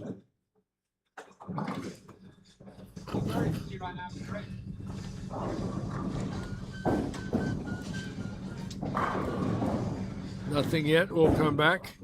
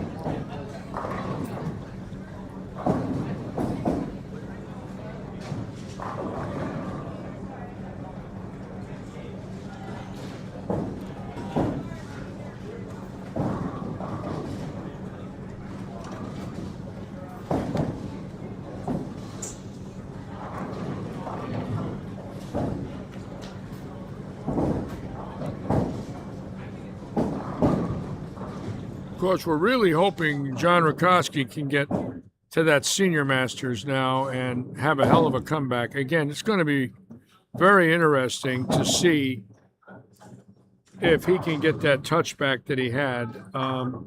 He had 698 on Wednesday night with 280 his last game. I mean, he's obviously still great. But, the question now is a full tour. And it starts for him real soon, going to Las Vegas for the Nationals or Reno, and then back to the Villages. And that's all less than a month away now. So we're all hoping that he can get through these long formats. You know, he's got 9 games in 2 days in Nevada, not counting the Bowler's Journal and other events he might enter. Then he's got about a week off. Then he's got the Villages. Then he's got a little time off again, and then they go up to Detroit for the World Series of Bowling. So it's going to be, obviously, or Minnesota, excuse me, Minneapolis for the World Series of Bowling.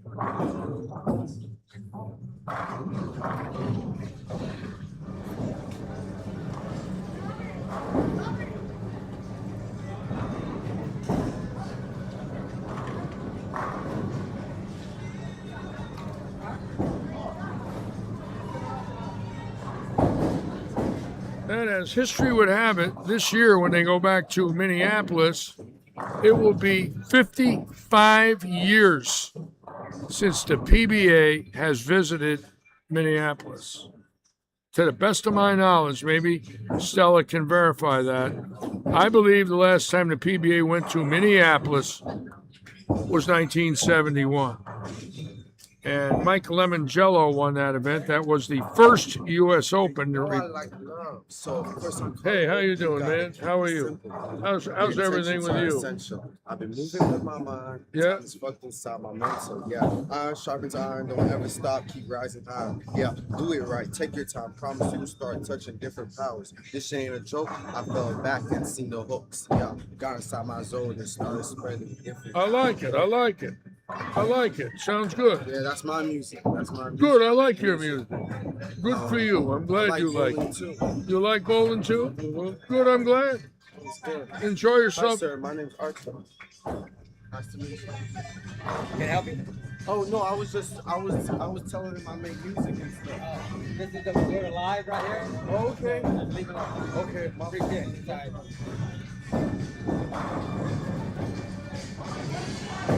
Anyways, as we continue, remember in Minneapolis, 55 years ago, the great Mike Lemongello beating Tita Semez in a heartbreaking event where Semez needed a mark to win and left the 4-6. And Lemon winning that event, and both guys from the metropolitan New York area. It was Lemongello's first of 2 majors. Later on that year, he won the national championship in Paramus. Lemongello was a superstar, the first superstar from the Northeast, winning on the tour in 1964, 21, 22 years old. Got inducted into the PBA Hall of Fame in 1994. And he married a girl from Minneapolis who now lives in the Fort Myers area. They got divorced many years ago, but he married a dear friend of mine, Joyce Mom Pettit. And I knew Joyce's sisters and mother and father, and she was an airline stewardess for United in her life. A very good friend of mine. And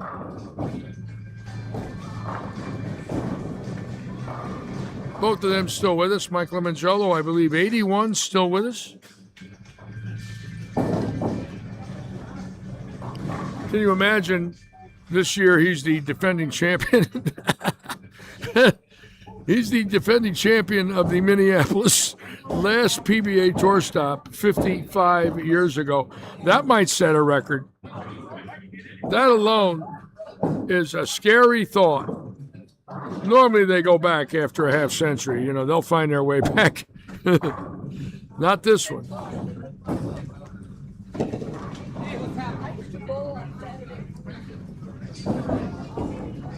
We've never been back to Meridian, Mississippi. We were there in '63. That was a tragedy, to say the least.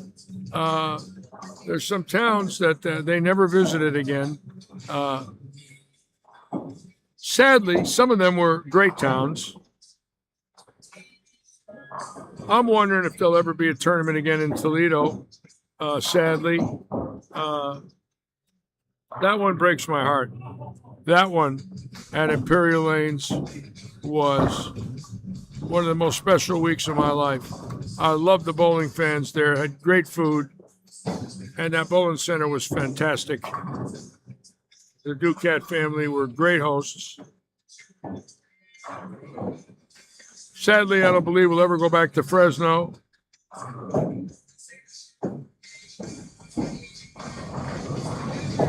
Cedar Lanes in Fresno was special. It was owned by a family that were caterers. And the food in that restaurant and that bowling center was the best food I ever had in a bowling center in my life. The steak Diane, steak tips with a lobster tail. I could sit in there every night of the week and eat with a couple of bottles of wine with my friends and never leave that bowling center all day. You could eat in there morning, noon, and night. And if you lived in a motorhome, which I did, you never left the parking lot. There was no need to.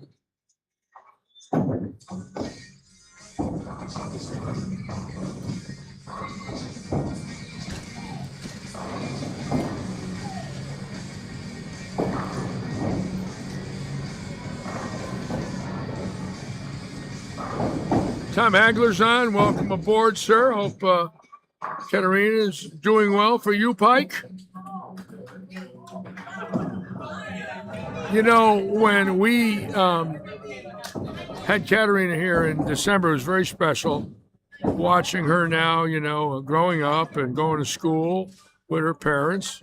And they won an event with Stoffer and Danny Lynn. And to see those three kids throwing a ball here, it was fascinating. They're gifted, great athletes, great young people. We're hoping their lives are happy and healthy, and they continue their great bowling.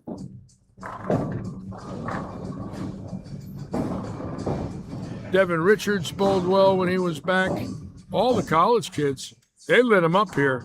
They were intimidating. I think a lot of the adults got a little nervous about it. But, you know,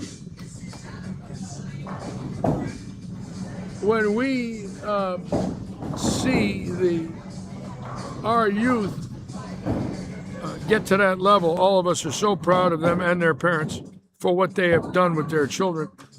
To allow their kids to represent Southwest Florida nationally is very special for us.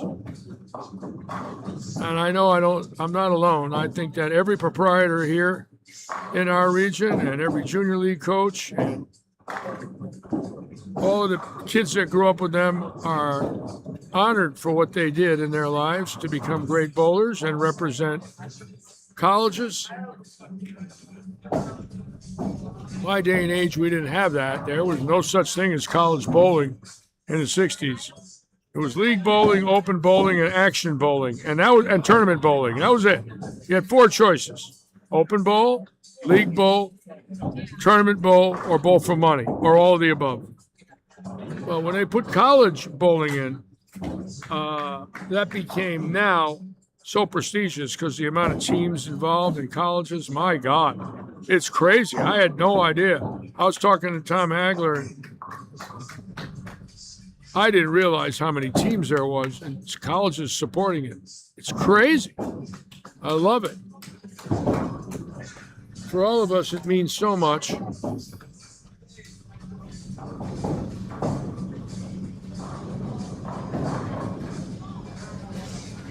We are very fortunate people to have witnessed it. And I know I am because I've seen it literally from the beginning, you know, TV bowling in the 50s to college bowling in 2025. It's fascinating to go back and remember all of it and think about it, that it was part of my life and always will be.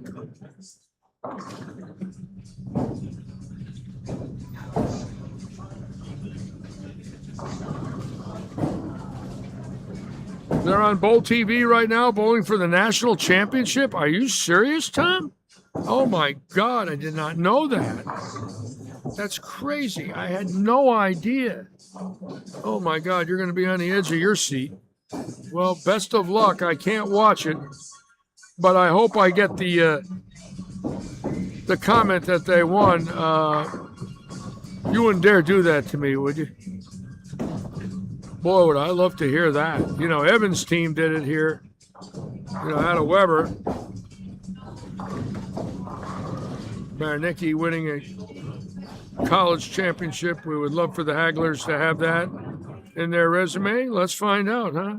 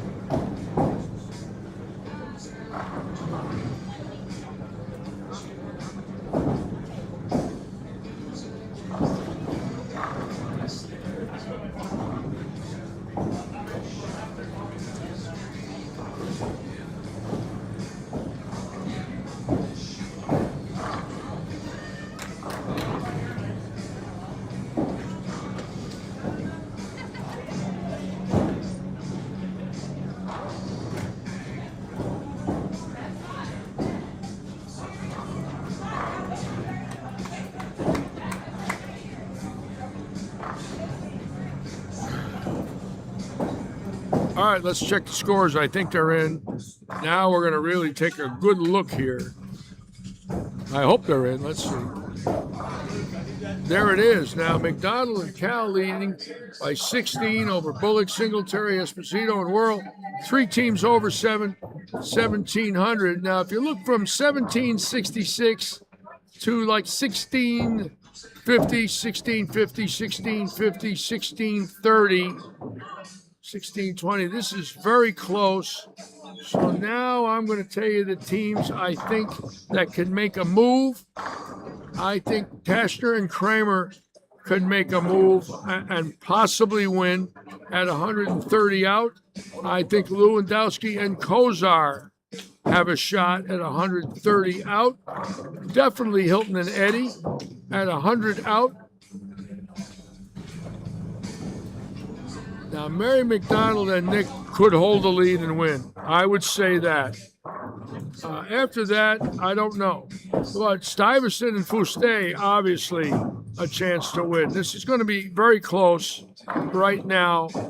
Now that I look at the top 10 teams, I think any one of them could win. They're all good enough to put a run on them. So we'll find out momentarily. It's going to go by quick. They're already in game 4. Looks like we're going to be done around 4:30. We will crown another champion here at Lightning Strikes.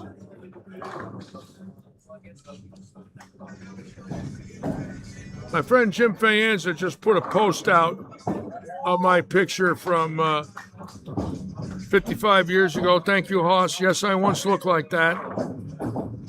What the hell happened? You can tell how good I took care of myself in my life when you see the picture of today and 55 years ago. I'll leave it at that.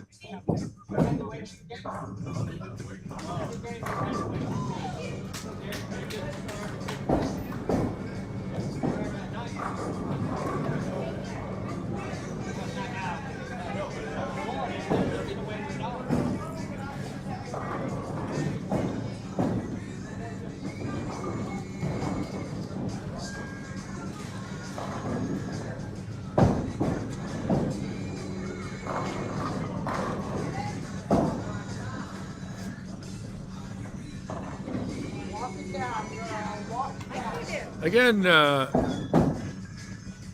Oaks Farms is going to be finishing in third week or so of May. Audie, I believe, will finish before the beginning of May, which is a very interesting scenario.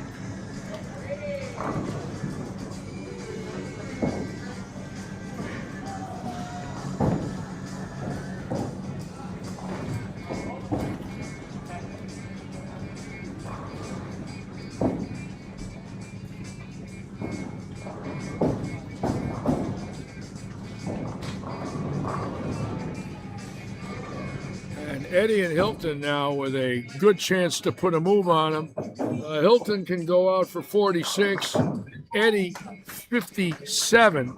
And if they pop a 500 in here right now, the complexion is going to change drastically from game 3 to game 4. So that's one of the teams we know is very capable of putting a move on.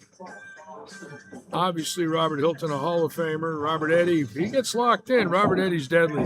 He can shoot 700 in the next 3 as easy as anybody in here.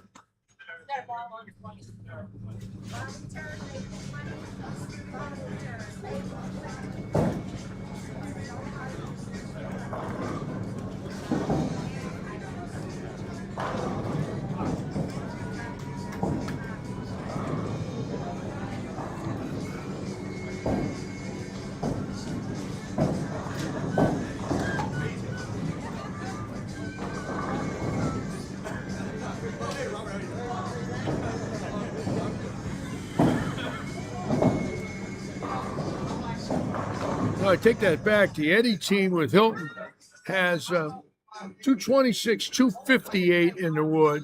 And Tashner and Kramer has 235, 257 in the wood right here on 23 and 4. So those two teams right now are putting a big move on that first place. Tashner and Kramer are an excellent young doubles team. Obviously, Eddie and Hilton can hold their own. Hilton will shoot a 220 with a 9 open. And look at Robert Clean. And boy, Robert put a double in the 10th here. That's a big move for them. They'll be in the 480s if Robert doubles does not want to open.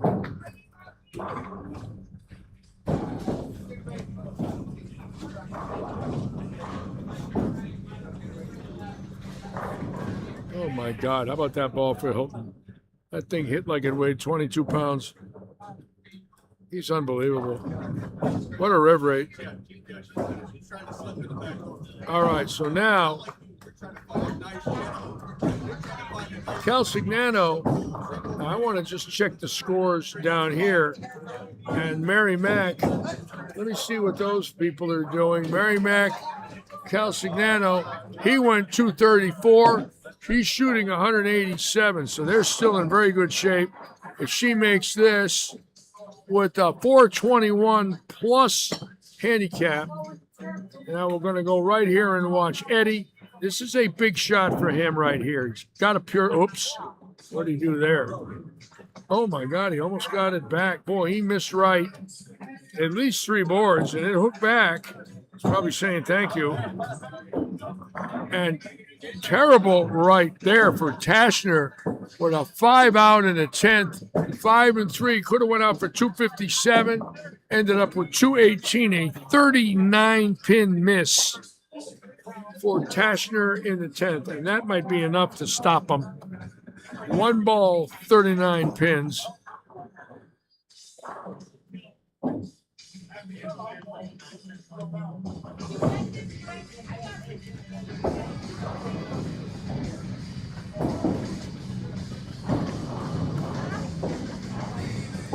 Again, tomorrow, the scratch tournament on the Viper, $80 entry fee, 6 games, 5-man step ladder.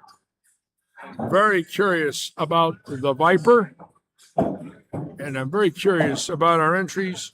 We do have 500 added, so I'm hoping we get a good turnout. I'd like to see at least 40 bowlers. I mean, last week for Jerry Michelanic's scratch tournament, we had 14.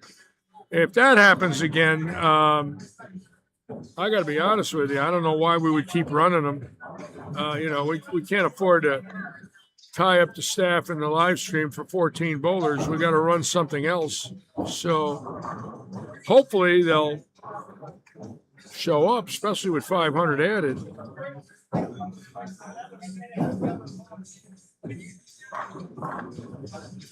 You know, we always hear we want scratch tournaments, Well, we're going to give you one. So take a ride. Come on over here from Port Charlotte and Naples and get your strike shoes on.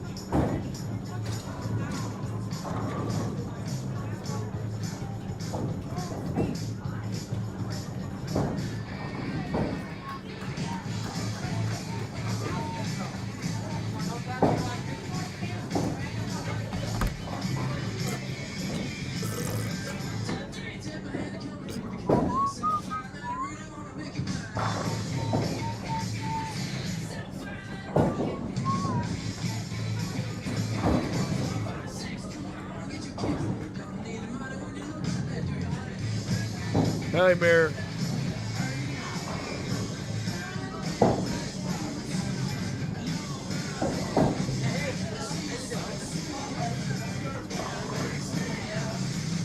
I'm gonna get all my no tap scores. Hey, thanks for being my guardian angel there. Ah, get the hell, leave him alone. That man's been. You know.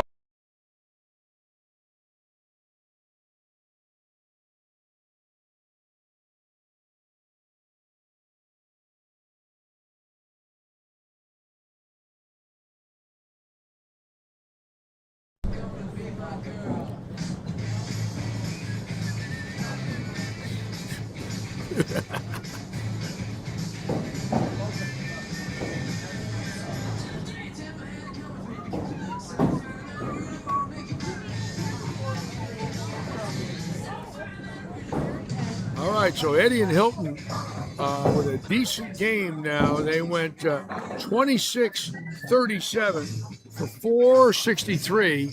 And with Robert Handicap, it'd be 480, 490. McDonald's and Calcignano went 430, or 418 or so. So they're okay because they got some wood. But Hilton and Eddie have closed the gap. Tashner and Kramer had an unbelievable chance in the 10th.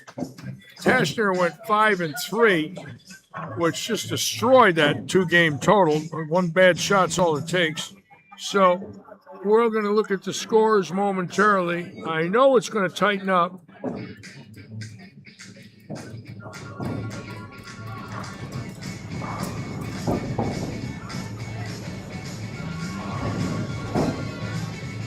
Boy, it looks like she's rolling. Well, you know, I'm not surprised, Tom. I don't know anybody that would be surprised to see your daughter locked into some serious potential to win. That I'm not surprised a bit. I would be surprised, like, if she never won. I'd say that's impossible. It's too good. Yeah, there's going to be some days where she's going to roll, and that team's going to roll with her, and they're going to have a good chance to do very well over the next 4 years. And of course, we got the same thing going on in St. Ambrose with Stouffer and Richards. That team nationally ranked very high. So we've got 3 of our junior players that are looking at major championships. Their first year in school. I think Devin's in year 2, but Chase is in year 1. Again, we're not surprised. I watched those kids grow up. I had a feeling long ago that we were going to see some good performances. I didn't know about winning. I mean, you know, winning's a little different. I knew they could bowl good. But, boy, they started knocking some major titles off, boy. Oof. What a wonderful time it will be for junior bowling in Southwest Florida if some of our kids can, ladies and men, can win titles, boy. Small little association like this putting out that talent. You know, I can see Detroit doing it, Chicago, major metropolitan areas.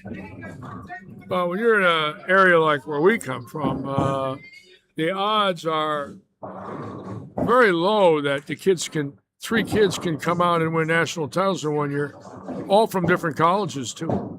I mean, it's crazy. You got Dan Lynn at Weber, you got Chase and Devin at St. Ambrose, and Katarina at U-Pike. Scary. They're all good too.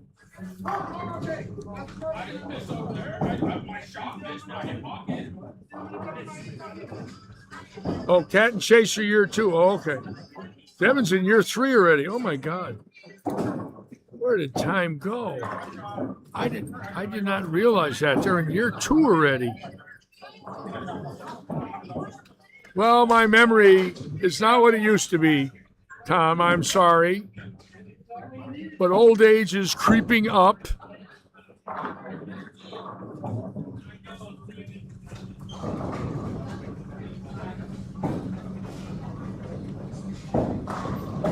I've told everybody I want to get 3 years if I can make it. I don't know if I do how I'm going to feel at 80. So far, I'm all right, considering how I felt 2 years ago. But, when you get my age, it could be 10 minutes later, a minute later. So I'm hoping for 80. But I know what's going to happen if I say I'm done. 2 months later, I'm going to beg to come back. He's going to say, you can, as the janitor. I'll say, well, I'll take the job. I started as a janitor in '63. I'll end it as a janitor in 29. 66 years later, it'll be deja vu all over again. I started cleaning the parking lots at Bradley Bowl in '63 and '4, and I'll end that way here at Lightning Strikes in 30 and 31. Larry the janitor. I can see it now.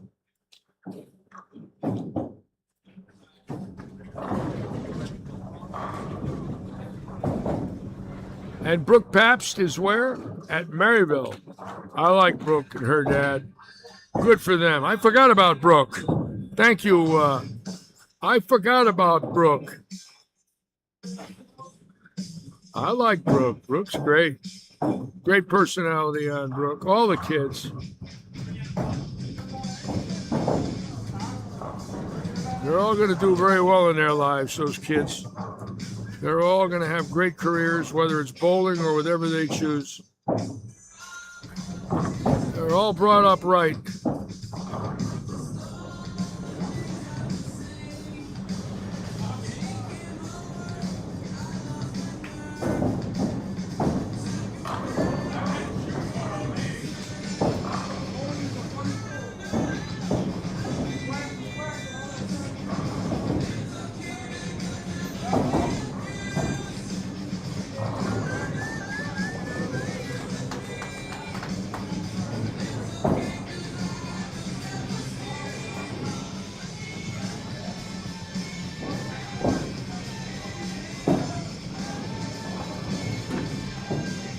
All right, let's see what we got for scores now. Hopefully they're in.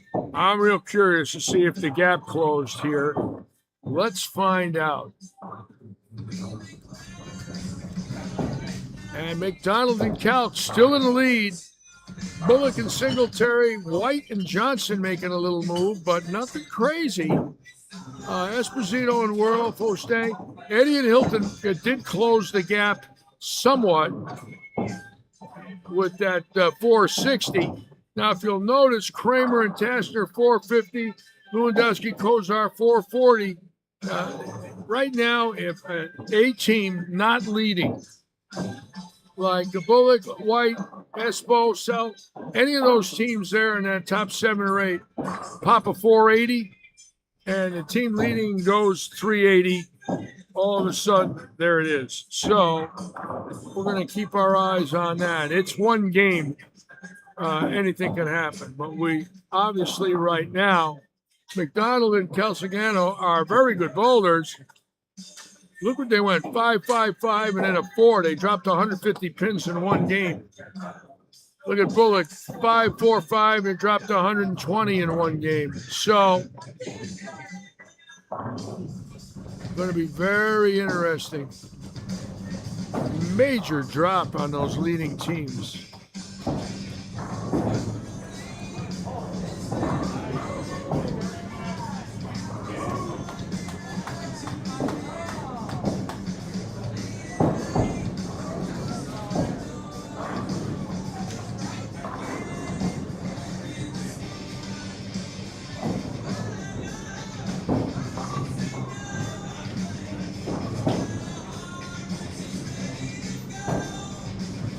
And I'll tell you right now, Robert Eddy bowling exceptionally well on 27 and 8. And that's going to be interesting because Hilton and Eddy, obviously, if Eddy can get Hilton loose, there's some major firepower right there. If Hilton gets striking, look out. You know, if he shoots 550 the next two, they could win. If he shoots 450, I don't think it'd be enough. But he's capable of back-to-back 270s. On this game, all of a sudden, double two spares, but Eddy gave him a triple. So, Cal shooting 180. Mary coming up here. This is already a big ball for them because they're leading, but they're at 388. If she opens, they go into the 360s. If she strikes, they're right at 400.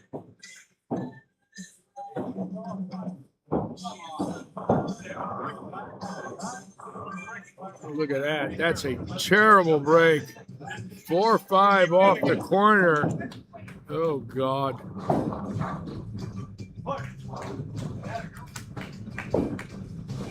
Now Bullock and his partner, all of a sudden, he's got 4 in a row and she's shooting 190. So that's going to be interesting with Bullock coming alive here. Calcignito right here. Big shot.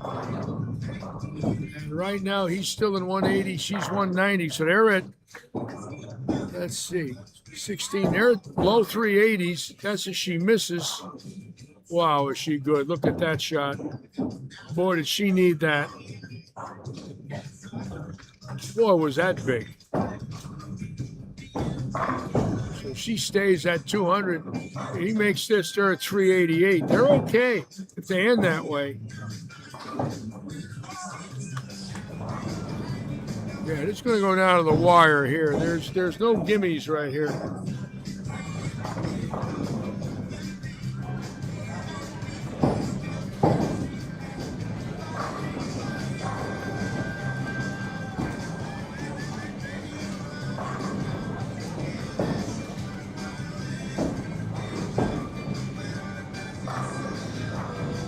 Eddy just stoned an 8-pin. And you talk about a bad break there. But they're right in the hunt. They have a shot at it now. There is no doubt about it. Eddy is bowling very well. And he's one of these guys, you know, you don't expect a lot from him. But I think last Wednesday night he had 720. He's capable of popping 500 the last two in a heartbeat. And if Hilton can get anywhere close to that, they could win.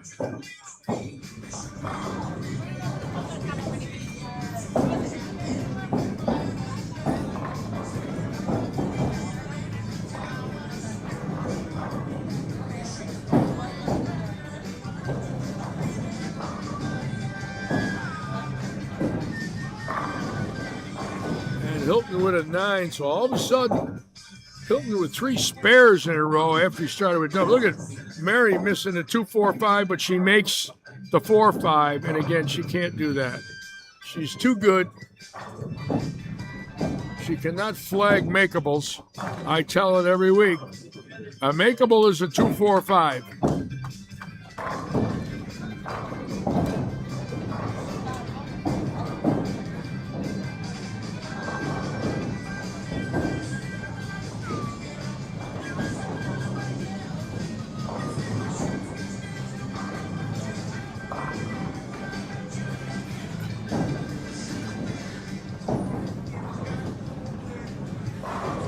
Dave Reichel and his partner, I want to see where they were. They were way down. I mean, terrible. They were at the bottom. I want to see what he does here. And he beaked it. If he got that one, I just want to check where they're at. I don't think they got enough room, but let me double check. No, they're 193 out. No chance.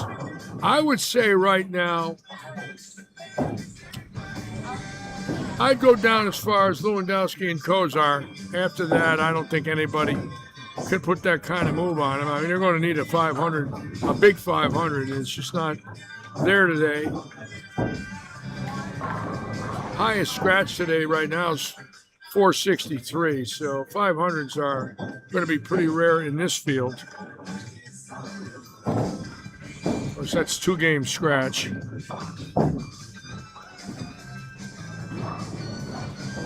And now there's a chink in the armor right there with Calc and McDonald because they were our leaders. And now she's shooting 170 and he's shooting 180 and they're at 350 and they are in deep doo-doo right now. No doubt about it. And he leaves another 10 on a Wally. So right now he can't double and she can't spare. So they're in trouble. A lot of trouble.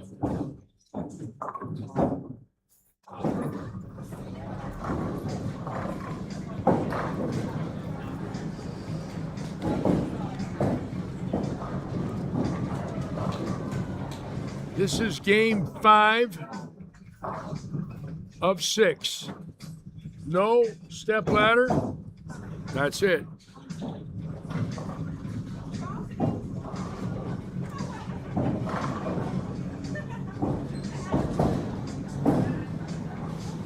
Now look at, I don't know how that happened, but Kramer threw a gutter ball on a spare and then spared.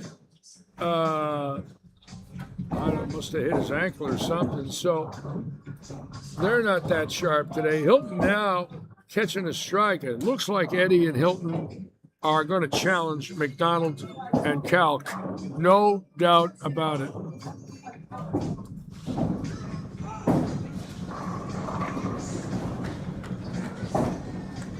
Eddie's solid 9 last time on this lane. And like I said earlier, Robert, when he gets lined up, he can beat people. Does not look like he's powerful, obviously. It's all about him. It's all about accuracy. If he can get to the pocket and carry, that's the key. Now, he's solid-8ed here on this last shot. He gets a strike here. They're in the 430s, both on strikes going into the 7th frame. They could be in the 450s if he strikes here. Real quick. That's a good shot. Look at this. Oh, again. No way. Back-to-back solid 8s. Are you kidding? When was the last time you saw that on one lane? Oh, my God. Horrible break. Just don't miss it. Usually after you get rattled on one of those, you pitch it out the window and it doesn't hook. Attaboy, right on it. What a shame. That should have been 6 in a row. Oof.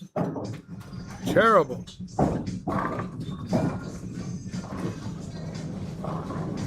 I know, unbelievable. Unbelievable. Now Hilton could pick him up right here. And he gets it. So now that's another 10 off the lead. And now Marion Calc did mark their last couple of frames, but she's in trouble. And another open here, she's at $160. She could also strike it out for 2-0, and she's certainly capable of that. Let's see what she does here. Oh, God, look at this. Oh, boy. And you can tell now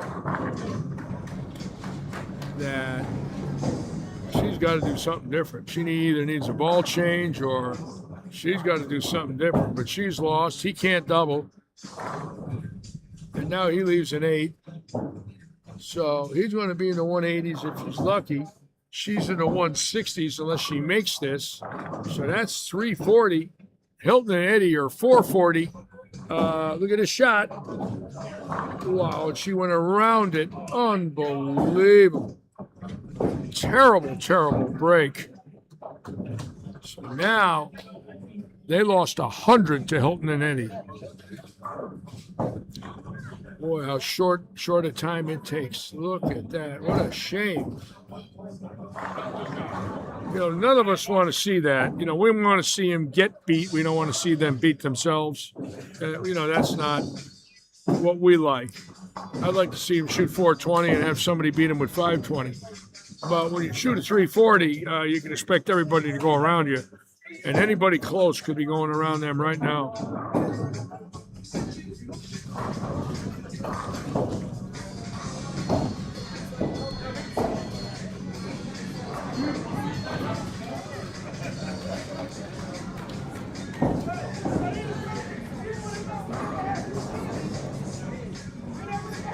Well, Tom Hagler, again, we're all with you, brother. We'll send you some positive vibes. I'll send mine through the clouds right now. Maybe they'll reach. All right, I just sent them.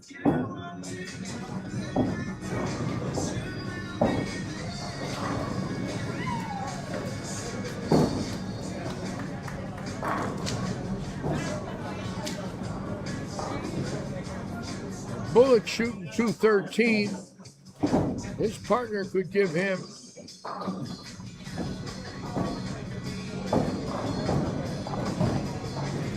215. That's a 428, and they're getting wood, so they're going to put a move on him. No doubt about it. And Mary got a mark, but you can just tell by watching her, she don't know what to do. Now, you get that hopeless feeling going into game 6. Well, that's the last thing you want.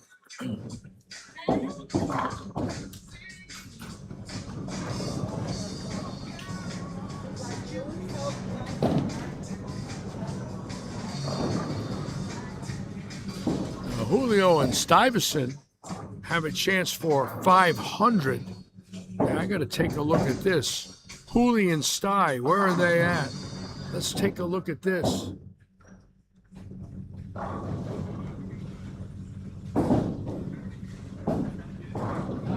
They're about 95 out, shooting 500. They just caught him. Wow. All of a sudden now, that's a team that was nowhere. And they have a shot. Look at their score. Watch this.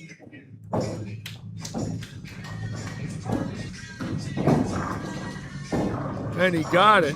Boy, I'll tell you right now, his execution on that lane is as good as you can ever throw it. So now they got a chance for 516. Fuste and Stuyvesant have a chance for 500. And both those teams could go around Calc and McDonald. He did double. But they are in a lot of trouble right now.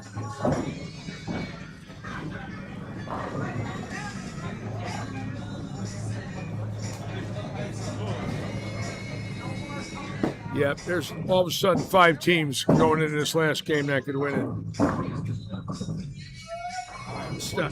Great finish for John. Big John now with 257. What a big game that is when you need it.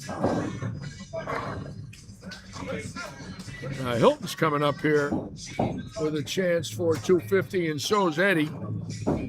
So this will be definitely a game 6 barn burner, no doubt about it.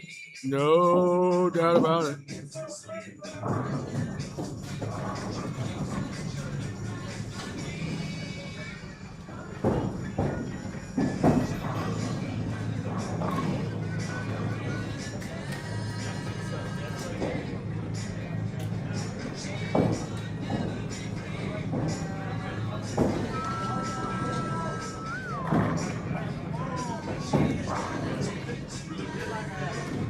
How about that messenger from Hilton? That was sick. All right. Now, Robert W. is bowling as good a game as he could possibly bowl. He's got 6 strikes and 2 solid 8s coming up here now.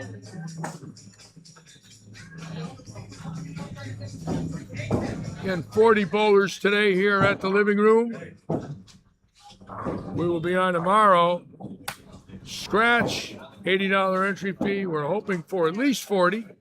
We'd like to have an 80 bowler weekend, like 100, but I don't know if we get 60 people tomorrow, but we'll find out.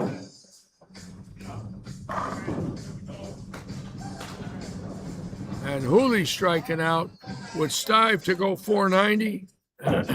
Eddie and Hilton can go 500. And McDonald went 148 and opened again, and they are out of first place. They have went right down the drain.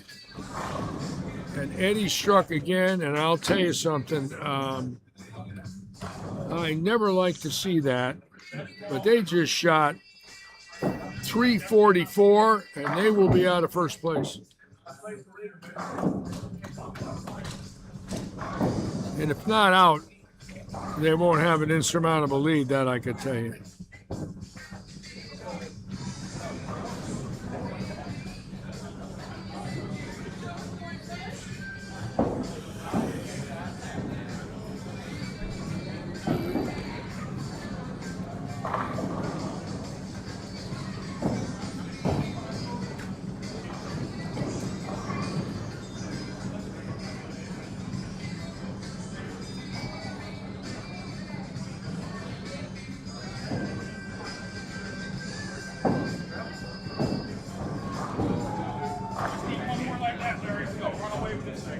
And now Hilton will go 30. Hey, Big Giant, come here, Hoss.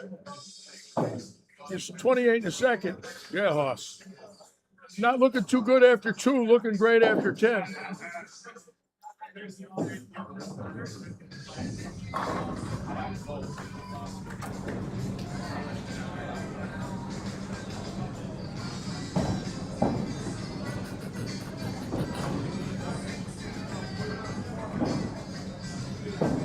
All right, so Big John putting a little move on him now with Hooley. Now, if Hooley can get up here and Hooley went 36, so that's 493. Wow. They're right there.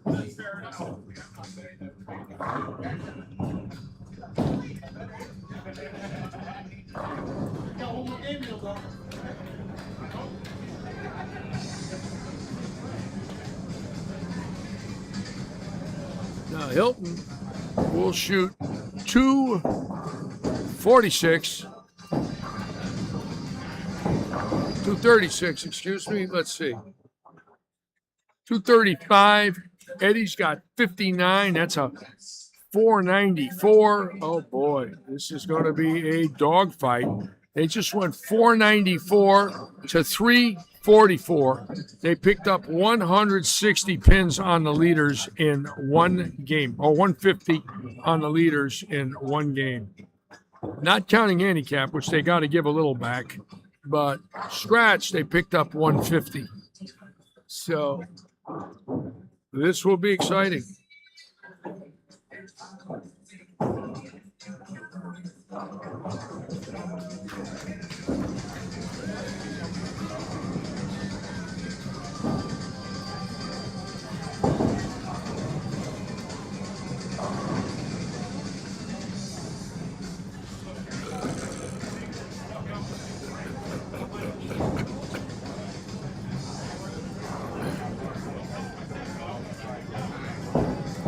I got to watch the boss. Oh, the boss went through the beak.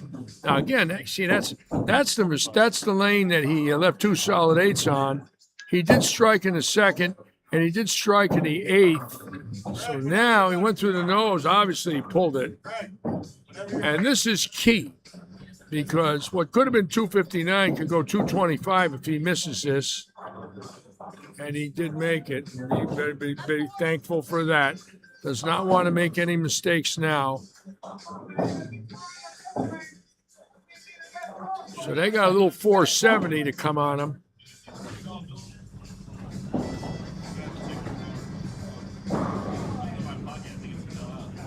And when these scores come in now, it's going to be interesting.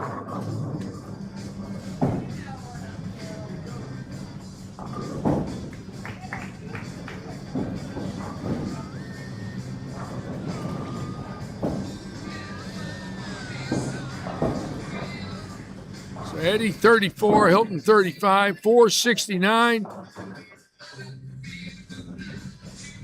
They're in the hunt. Julio and Stuyvesant in the hunt. Dave Bullock in the hunt. Bullock right here on 25 and 6 right in front of me. Wearing that Yankee hat.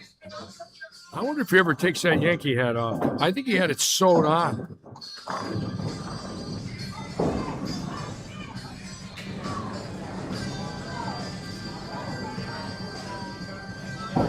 So let's see the scoring and see how far Bullock is out. They had a big game last game also.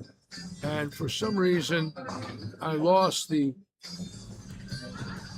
Oh, when we lost the transmission for a moment, I lost it. All right, it's coming back right now. So Bullock and Singletary in second. Obviously, I don't know about Johnson and White. Fuste, Stuyvesant, Eddie Hilton have all climbed in there. I think right now 5 teams have a shot at it going into Game 6, maybe more. Now, Nikki's deceiving. I don't know a lot about her, but I will tell you this. She does not look like, when you watch her, that she could shoot 220. You know, sometimes you evaluate a game and you say, well, that person's not going to be that much of a factor today. She could shoot 220. Oh, yeah, she's got plenty. See that? Oh, yeah. She can bowl. So Nikki in the hunt with David. And the key is now their spur shooting. What they don't want to do is give away the doubles by missing 1-pin spares. If they can stay clean on their makeables and each catch a double, they might win this tournament.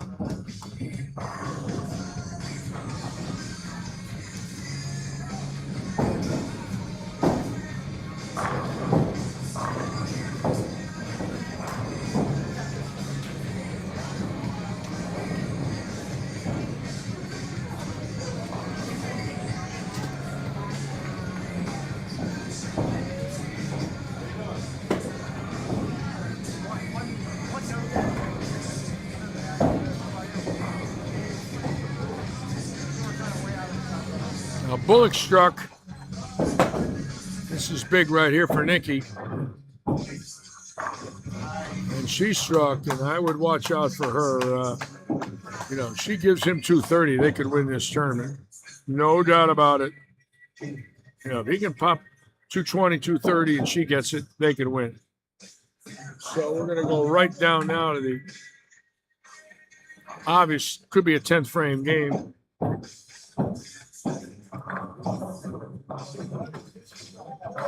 Oh, yes, could definitely be a 10th frame game.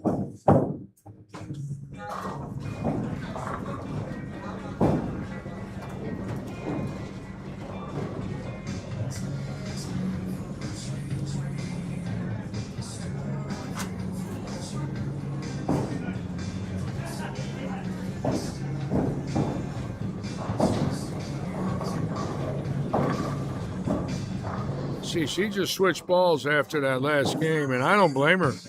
She had nothing.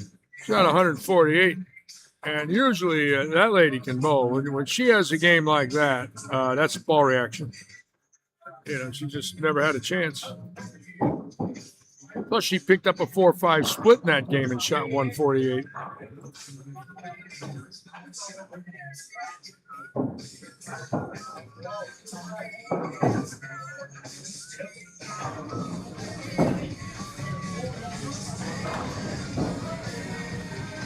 Yes, Damien, there's open bowling today all day. Right now, a lot of lanes open in here. I'd say there's about 20 open lanes as we speak. I can't guarantee you what they're going to be in an hour, but we'll be done in an hour here, and that's 20 lanes. So, oh yeah, plenty of room today. You can bring in a party if you want.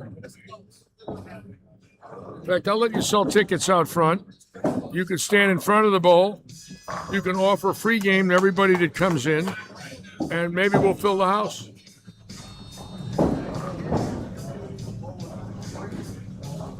Don't take me serious, please.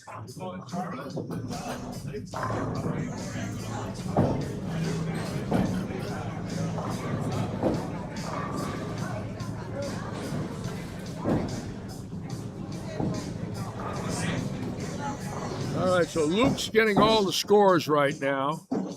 They're going to be in shortly. And I'll have an update for you as soon as Luke gets them in. I'll know exactly what we've got. Looks like he's getting ready now to put them in the computer. And we'll see what we have.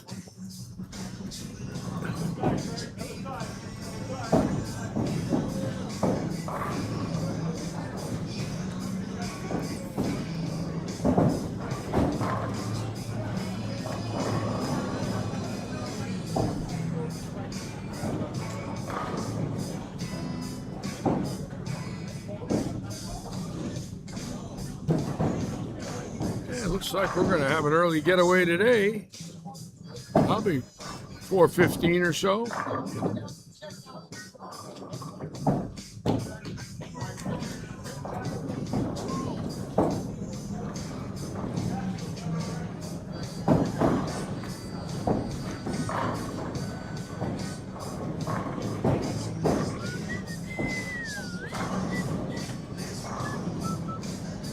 Bullock leaving a 10. Nicky doubling, and boy, I'll tell you right now, they got a shot at it. And this guy can bowl too. He is an avid bowler. He's bowling many games every week. I'll be 30 or 40 games a week, so he's in shape. And she gets this one. They got a shot at this thing.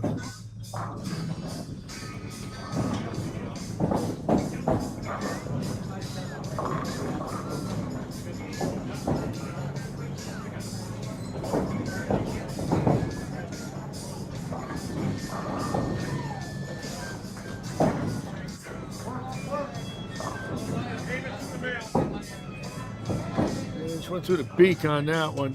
That was key too, because anytime you could pick up 10 in the last game on one ball, those are monstrous pickups. Because let's just say somebody opens and you pick up 10, that's a 22 pin frame.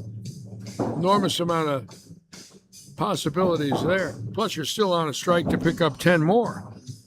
Now, Mary's got to make this. She's not been too good on the spares. She did get that one, so they're clean this game.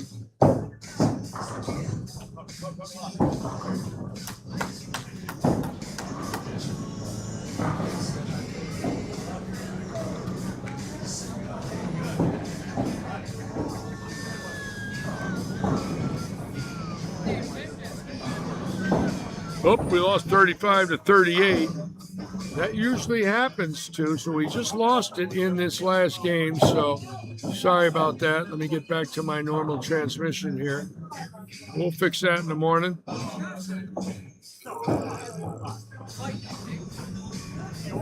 Yep, that one there, the ghost is in the ceiling.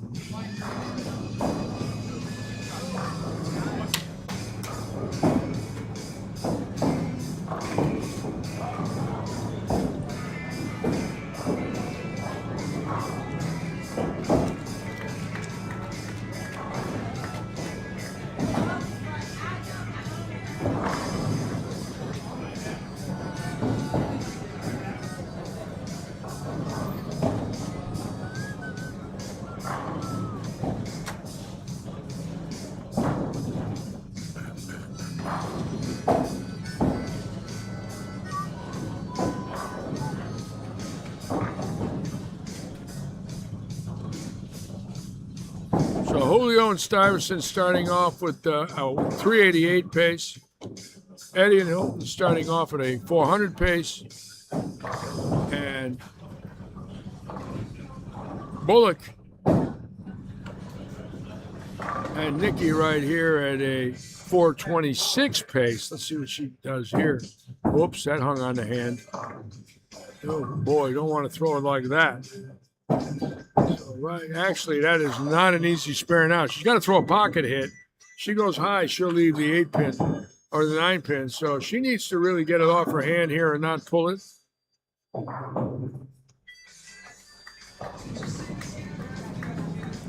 Let's see what we got for scores.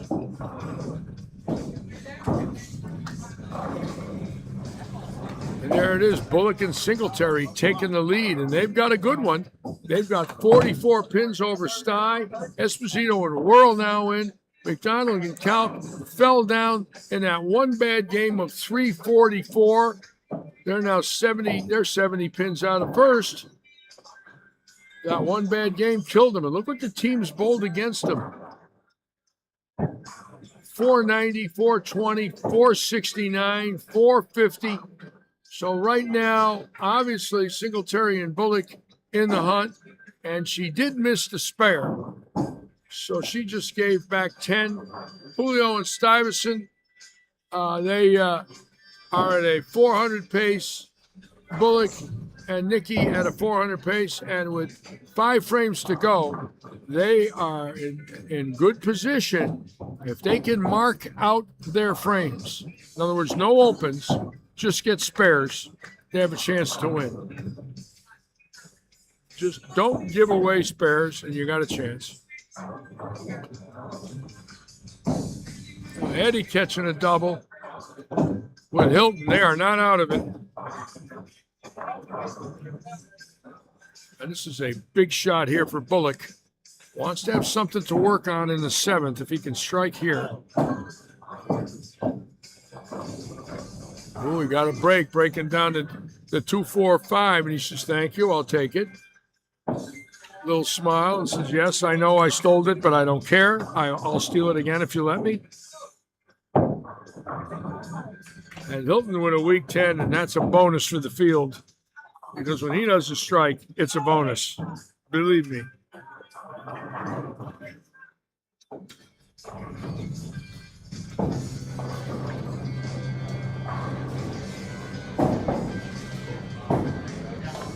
Uh-oh. Now Nikki with back-to-back opens, and now they have opened it up for Stuyvesant and Fuste and Eddie and Hilton. And this will be a dogfight. This is going to go right down to the wire, because even though Bullock and Nikki had a lead, they just gave it back. She opened twice. Let's see. So she goes to 182. They're at a 390. Eddie and Hilton are at a 410. Stuyvesant and Fuste are at a 430. So they're in trouble. She's got to really pull a rabbit out of her hat now. She started great, spare double. She hasn't struck since the 4th. So, or 3rd. So she goes frames 4, 5, 6, 3, 4, 5, 6 with, no, 4, 5, 6 with 2 opens.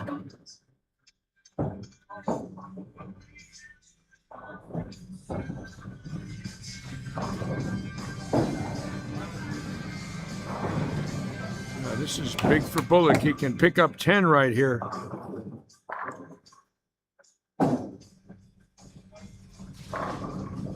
Boy, was that a good shot. He's a good bowler. I'll tell you something. He's in good shape, too.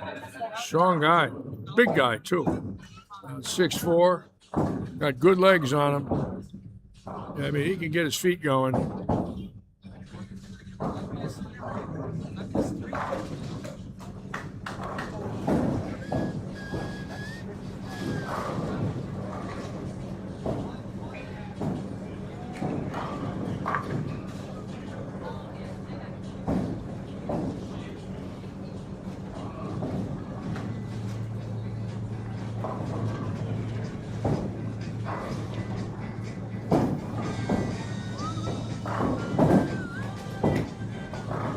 Stuyvesant striking again. He went 257 last game after opening in the second frame.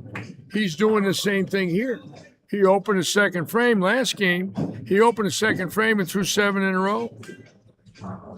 He's doing the same thing here. Or 8 in a row. He went open 8 in a row spare.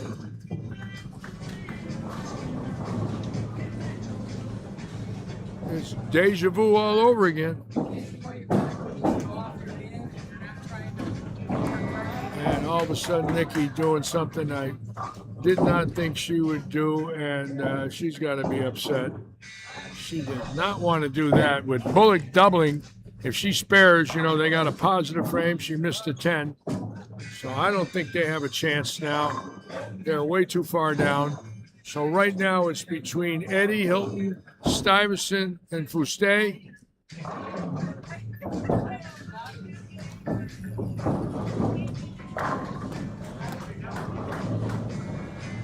I don't think that Bullock and Nikki have a chance unless they strike out.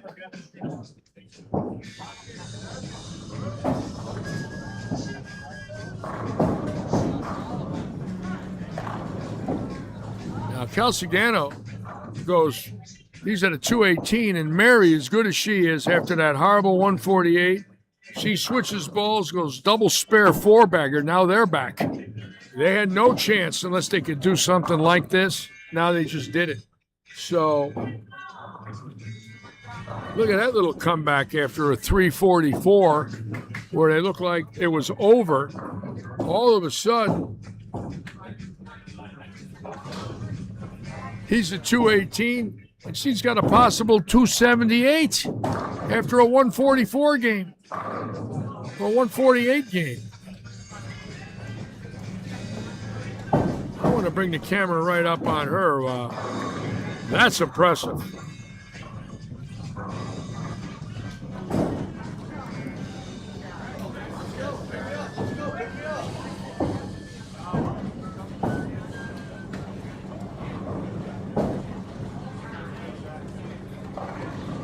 No, got it to the right and it never hooked. Now watch the boss right here. Oh, and he gets the 10 out. And all of a sudden now, Eddie with sparing 5, Hilton with a double. They're in the 440s. Eddie all of a sudden has a chance to win with Robert Hilton. Wow.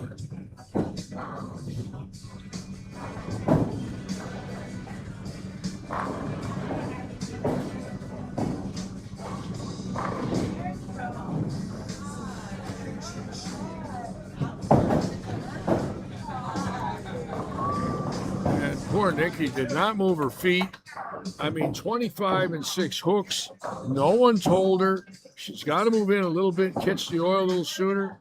She's had 3 splits, 4 frames, and now she's at a 160 pace. And he can go out for 258. They could still end up with a 400, but she's got to help him. You know, if he goes 258, she goes 130, I don't think they can win. She's got a mark now. Her last 2 frames, and hope he strikes out. And she really started off great. Now she's got her 4th open in a row. Look at that. What a shame. She was right there. Now Hilton struck. Now watch Stuyvesant right here. He opened again, missing a 1-pinner. It's obvious he's missed 3 1-pinners in 18 frames, and the rest were strikes, so he's in trouble again. Eddie and Hilton right now could win this tournament.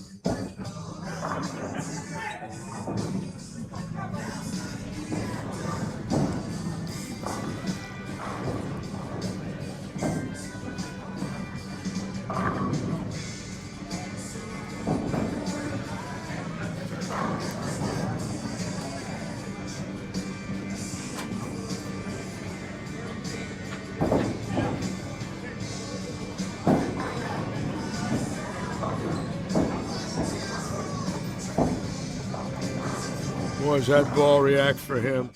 I mean, he can go to the right. That's that zone ball, and he's been throwing it now for about a month. That thing is a monster. Boy, does that react for him. Look at this. Right now, they're 49. They're 70 over. They're the leaders. Definitely the leaders. Let's give them a 470 and see what happens with a 470. They are, 46. They're 60 out with a 470.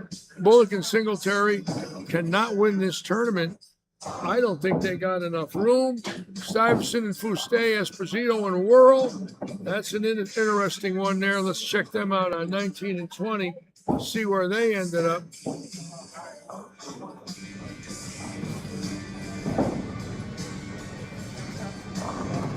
I don't think they have enough, although they are getting a lot of wood. This is going to be real interesting now.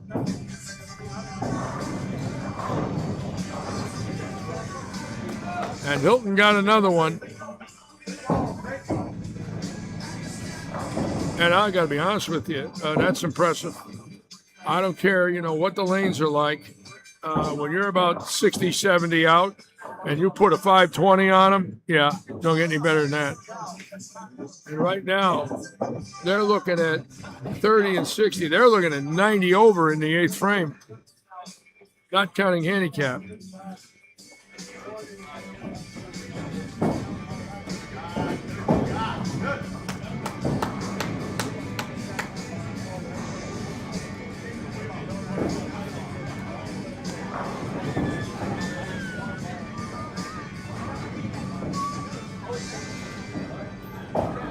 Robert blowing in that thumb hole.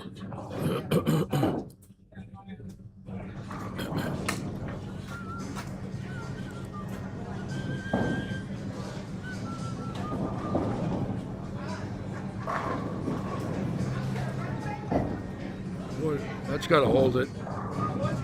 Oh, boy, Robert, you got to get it off the hand, bro. You can't yank it in an arrow. Well, he's still in great shape. He's got to cover the spare and let Hilton carry him. Right now, he's at 49, and that's, let's say, 50, and Hilton gets this one as 40. They're at 590 if Hilton strikes, or 490, excuse me.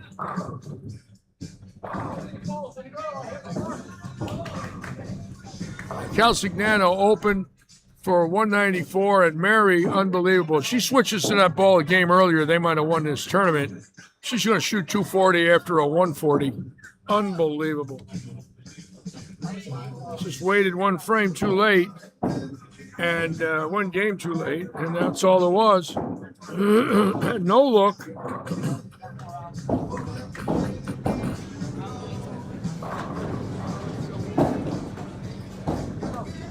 Stone 4-9. Threw it pretty good that game. I got to give her credit. And Hilton now, the spotlight as usual. It looks like Hilton and Eddie might pull this off. Not locked in yet.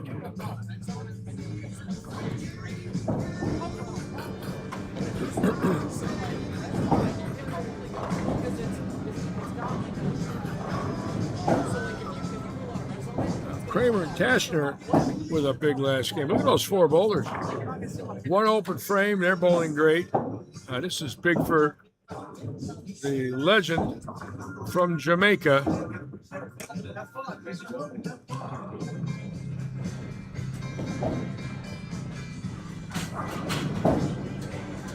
Oh, boy, that could have been a disaster. When you think about his Hall of Fame induction last October from the Caribbean, your next thought would be how many came from Puerto Rico, Cuba, obviously the Bahamas, the Virgin Islands, Jamaica. How many got to a local association in this country and made it to a Hall of Fame? And that's an interesting question because there aren't many. And Hilton's success is evident. I mean, he didn't back in. great bowler.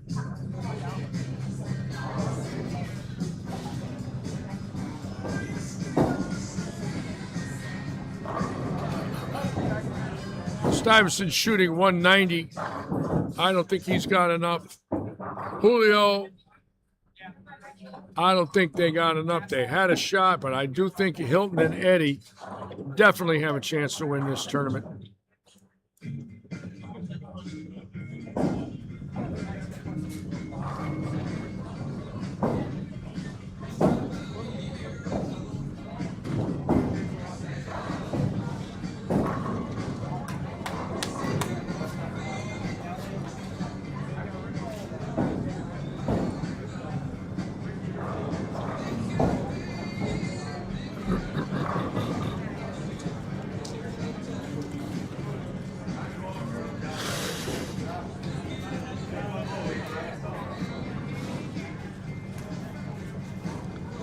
Tashner and Kramer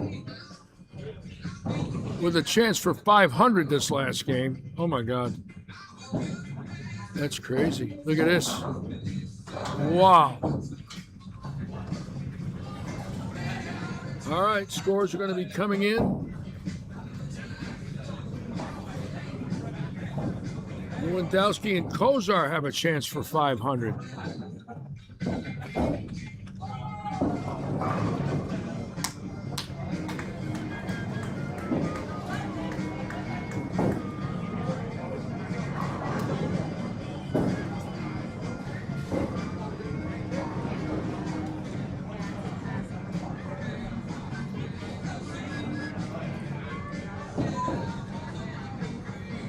Singletary and Bullock shot 396. Now keep in mind, they're getting a lot of wood, and they had a lead. I don't think they got enough. I think that Hilton and Eddie, Hilton just split here. Oh boy. Now that changes everything. Let's check out Singletary and Bullock. Now they had 44 with 396. You never know. You never know. That open by Hilton might have knocked him out. This will go down to the wire.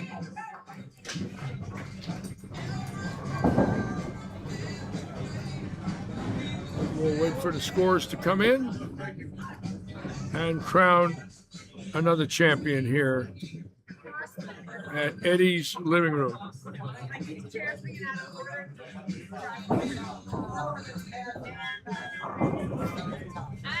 And here we go now with Eddie. Boy, is this big because Hilton opens. That's a good shot. Look at this. Come on. Boy, he goes 4-7. He's got to make it. I mean, he cannot lose focus here. I would not have thought Hilton would have opened to lose, but it's possible. I think they had it won, but now if Eddie were to miss here, Bullock and Singletary might win this tournament. And this is going to go down to the wire.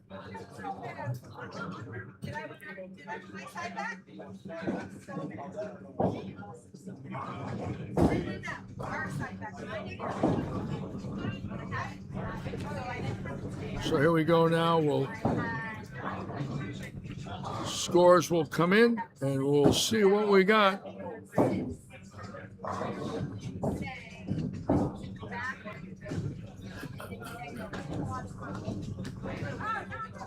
Tashner are opening the 10th, not what they wanted.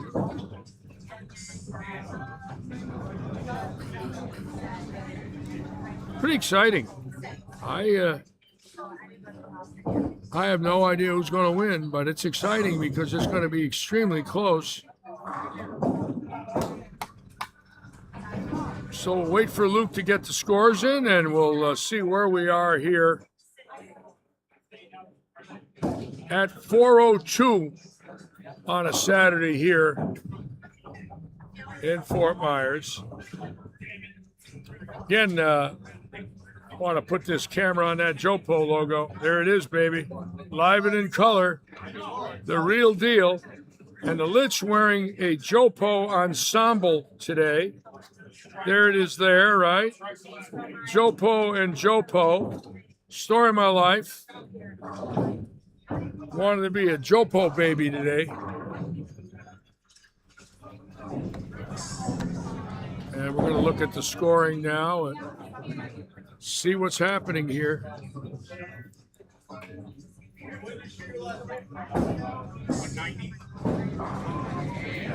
Bullock and Singletary are not out of it. Keep in mind, Hilton and Eddie are getting per game 28.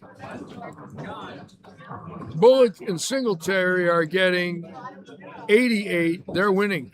They're going to win this tournament. I didn't realize they were getting 88.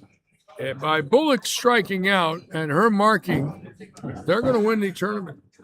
They had a 44-pin lead.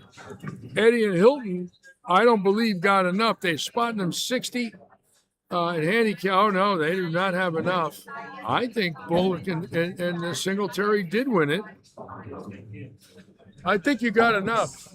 I think you got enough. I do. I think so. I think it's close. I think if you open, maybe not, but you doubled, and she did mark the 9th and 10th. So you got 396 and 8. You got 88 handicaps. So you got a 484, and you had a 46-pin lead. I think you're going to be just fine. I think we're in the conversation. Even though you didn't want that last game, of course not. But I still think you won. They're in the conversation. Oh, yes, they're in the conversation.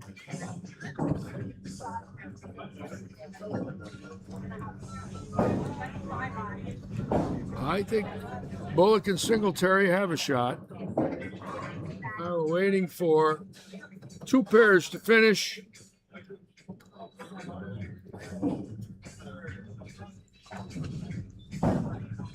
Keep in mind, for those of you that are going to be a little bored tomorrow and think that you have nothing to do, scratch, Viper pattern, 6 games, 5 boulder step ladder, 500 added by Audio Fort Myers, $80 entry fee. Come join us, bowl for some money. Expect 40 boulders tomorrow with that added money coming in. Pretty good deal. Hopefully we'll get them.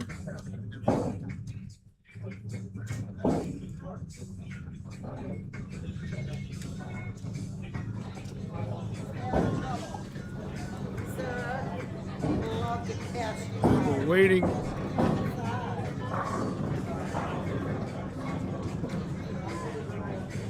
All right, it looks like everybody's done. Oh, we're waiting for the 10th frame on 33 and 4, and we'll have them all.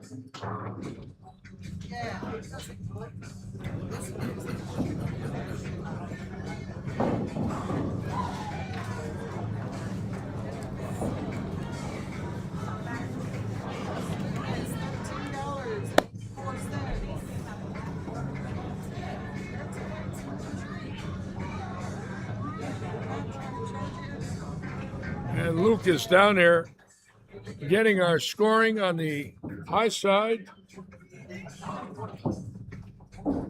As you can see, there's Luke down there coming towards us now with the scoring. And Luke will get him in the computer. And we'll see what we got.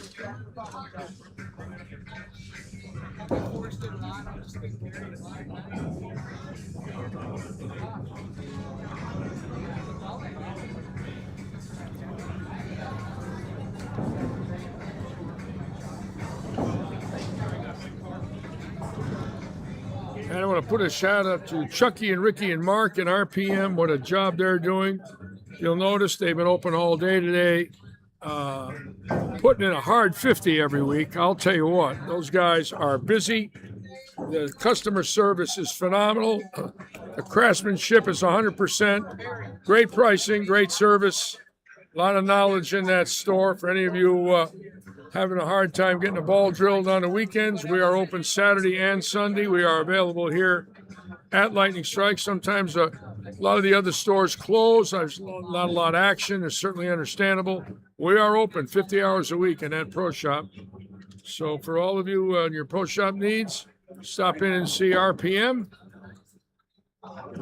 Talk to the great legend Ricky Ward, 6-time PBA champion. Unbelievable. All right, let's see what we got here.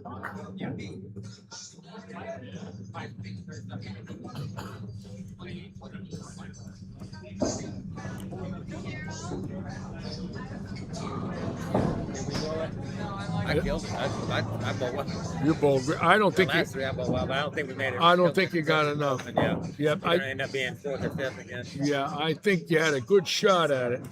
Yeah, I yeah. mean, you were right there. I mean, We were right there. We had a shot. We at least had a shot. You had a shot. So we're just waiting now for Luke. I got the boss with me, folks. I love that fight, that zone ball. Let me Oh, tell the you. Hammerhead Pearl. Oh, green one. oh yes. It wasn't working the first three games. What a but I ball wasn't throwing that the ball is. well at all. Boy, those 2 solid 8s were stuffed. Oh my God, that should have been a 260. Oh, no, for me. no doubt about it. Right on the money. You're throwing In the this ball last good. game, yeah, it took me 3 games to get warmed up. That's my problem. That ball gives you a look, you know, and it hits. When it comes off my hand good in this house shot, yeah, Oh, that's it good, comes off your hand good. You got plenty. You got Yeah. plenty. Brunswick's been so good to all of us here. yeah. Yeah, What a yeah. company. It's great And to have I Tyler talked to with Dino us. this morning. Boog, I told Boog To win. to lace up Really? and find his inner Robert Eddy tomorrow. Really? He needs to find the inner Boog. I'm so happy was for killing them. it, man. What a great He's a company. good kid. Oh, yeah. You know, he's about an inch and a half shorter than me. Who, Boog? Yeah, Boog, yeah. But you got a higher rev rate than him. Don't tell him I said that. No way. I know better. That boy, I know that better. boy can bowl, man. Well, you got 500. He can plant He- that. He can he's plant good, that man. foot and rip it. Yeah, he's good, man. You know, he was on fire yesterday. He's got the highest 3 games ever on string pins. Did you know that? I He's didn't- got I know. Yeah, I do know. that, 868. Yeah, yeah. That's a monster on Crazy. string. Yeah, that's Yeah. Boo Kroll we're talking about. I'm pulling for Bug, but I tell you what, if EJ can get through the first couple and figure out the transition, he's gonna be hard to beat. DJ's unbelievable. Even Bolin I mean, Vandy's made 3 outside Barnes, shows. I mean, Barnes could Oh, the kid's great. he could win the first game, and then it's gonna be a whole different ball game if he gets through the first game. Oh yeah, oh yeah. If he can take EJ out, it's gonna be tough. You never know. Yeah. All right. Well, I'll be here Well, tomorrow. let's here stay here I'll be with here me. tomorrow to struggle. Let's see what we got. Let's see if the scores came in here now. And I brought you that. Oh, you don't drink. no, thank God. Thank God I don't drink. Robert brought me a cocktail, but it's not for me. I got off the wagon. And look at this score. My God, Bullock and Singletary. You did win it. Yeah. They won it by 17 over White and Mara, Esposito and Whirl. Wow. And look what White and Mara did. They almost pulled it off. Dave, if you open a 10th, you lose. If you spare strike, you win by 7. But if you open a 10th, you lose. Well, that's what they pay me. That's what they pay me for. If he opens, you lose.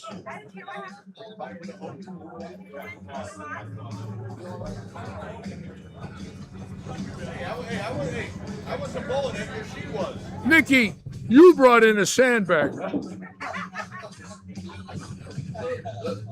All right, Dave Bullock and Nikki Singleton are our winners, and Dave bowling great. They hung on. Did bowl pretty good the last 3.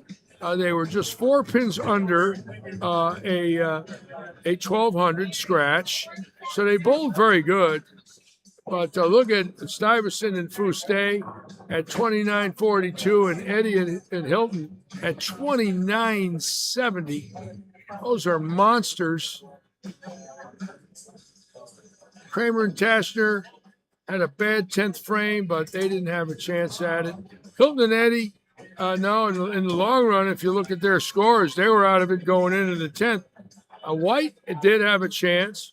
And look at Esposito and Whirl. Full handicap team, bowling very well.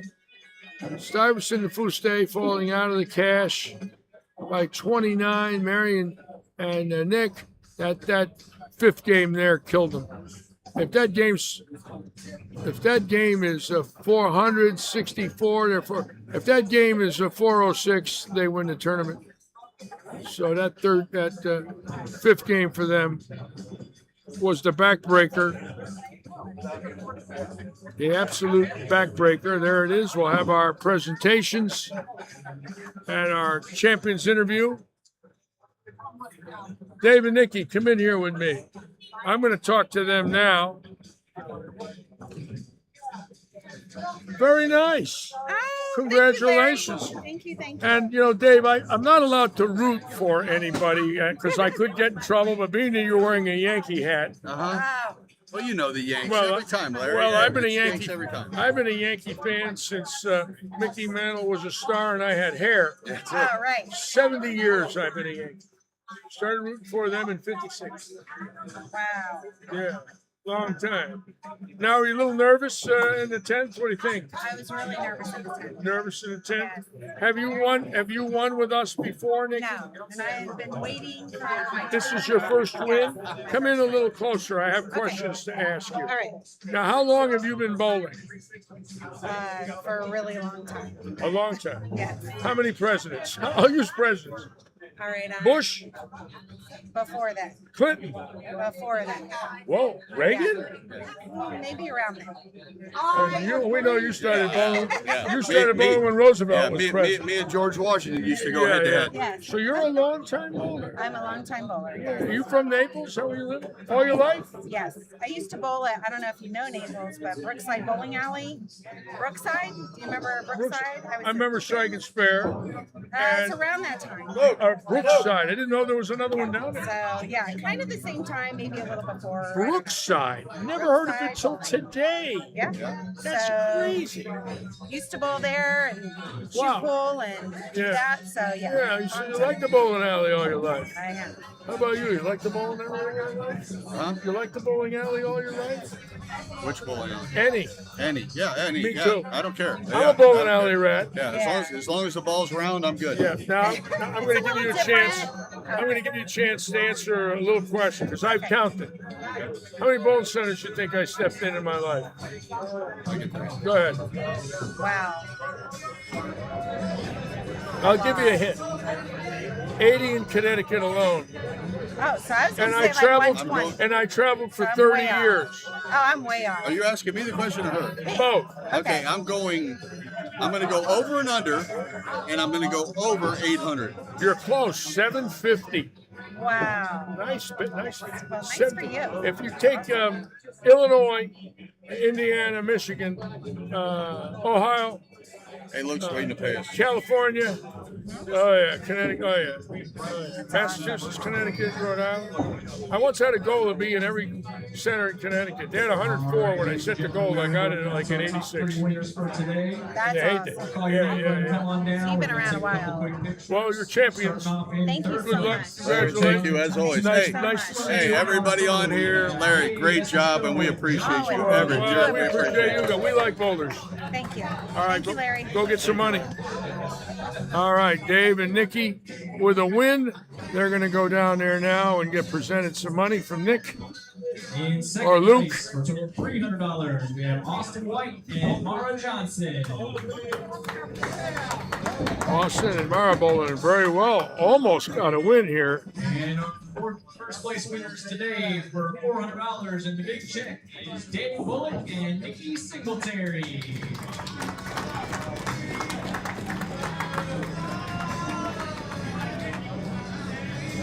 And there it is.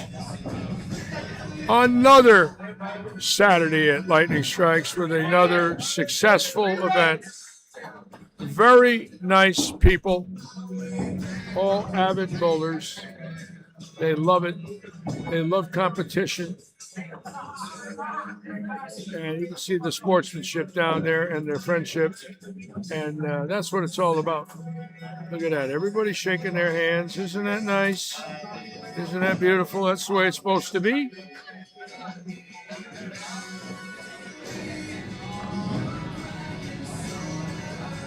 And that's it. We're going to close it down. I want to say goodbye to all of you and thank you all so much, as usual, for joining us here this weekend or today. Hope to see you tomorrow with a scratch. It's going to be fun. Viper pattern, little different type of bowling, scratch bowling, no handicap. Obviously a 5-game step ladder or 4 or 5-man step ladder, 4 games in a step ladder. So bowlers bowl 6 games. We cut to 5.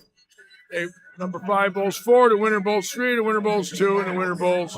The tournament leader will be on the air to quarter 1. On behalf of all of our bowlers, our staff, and our owner, Robert Eddy, thank you. See you tomorrow.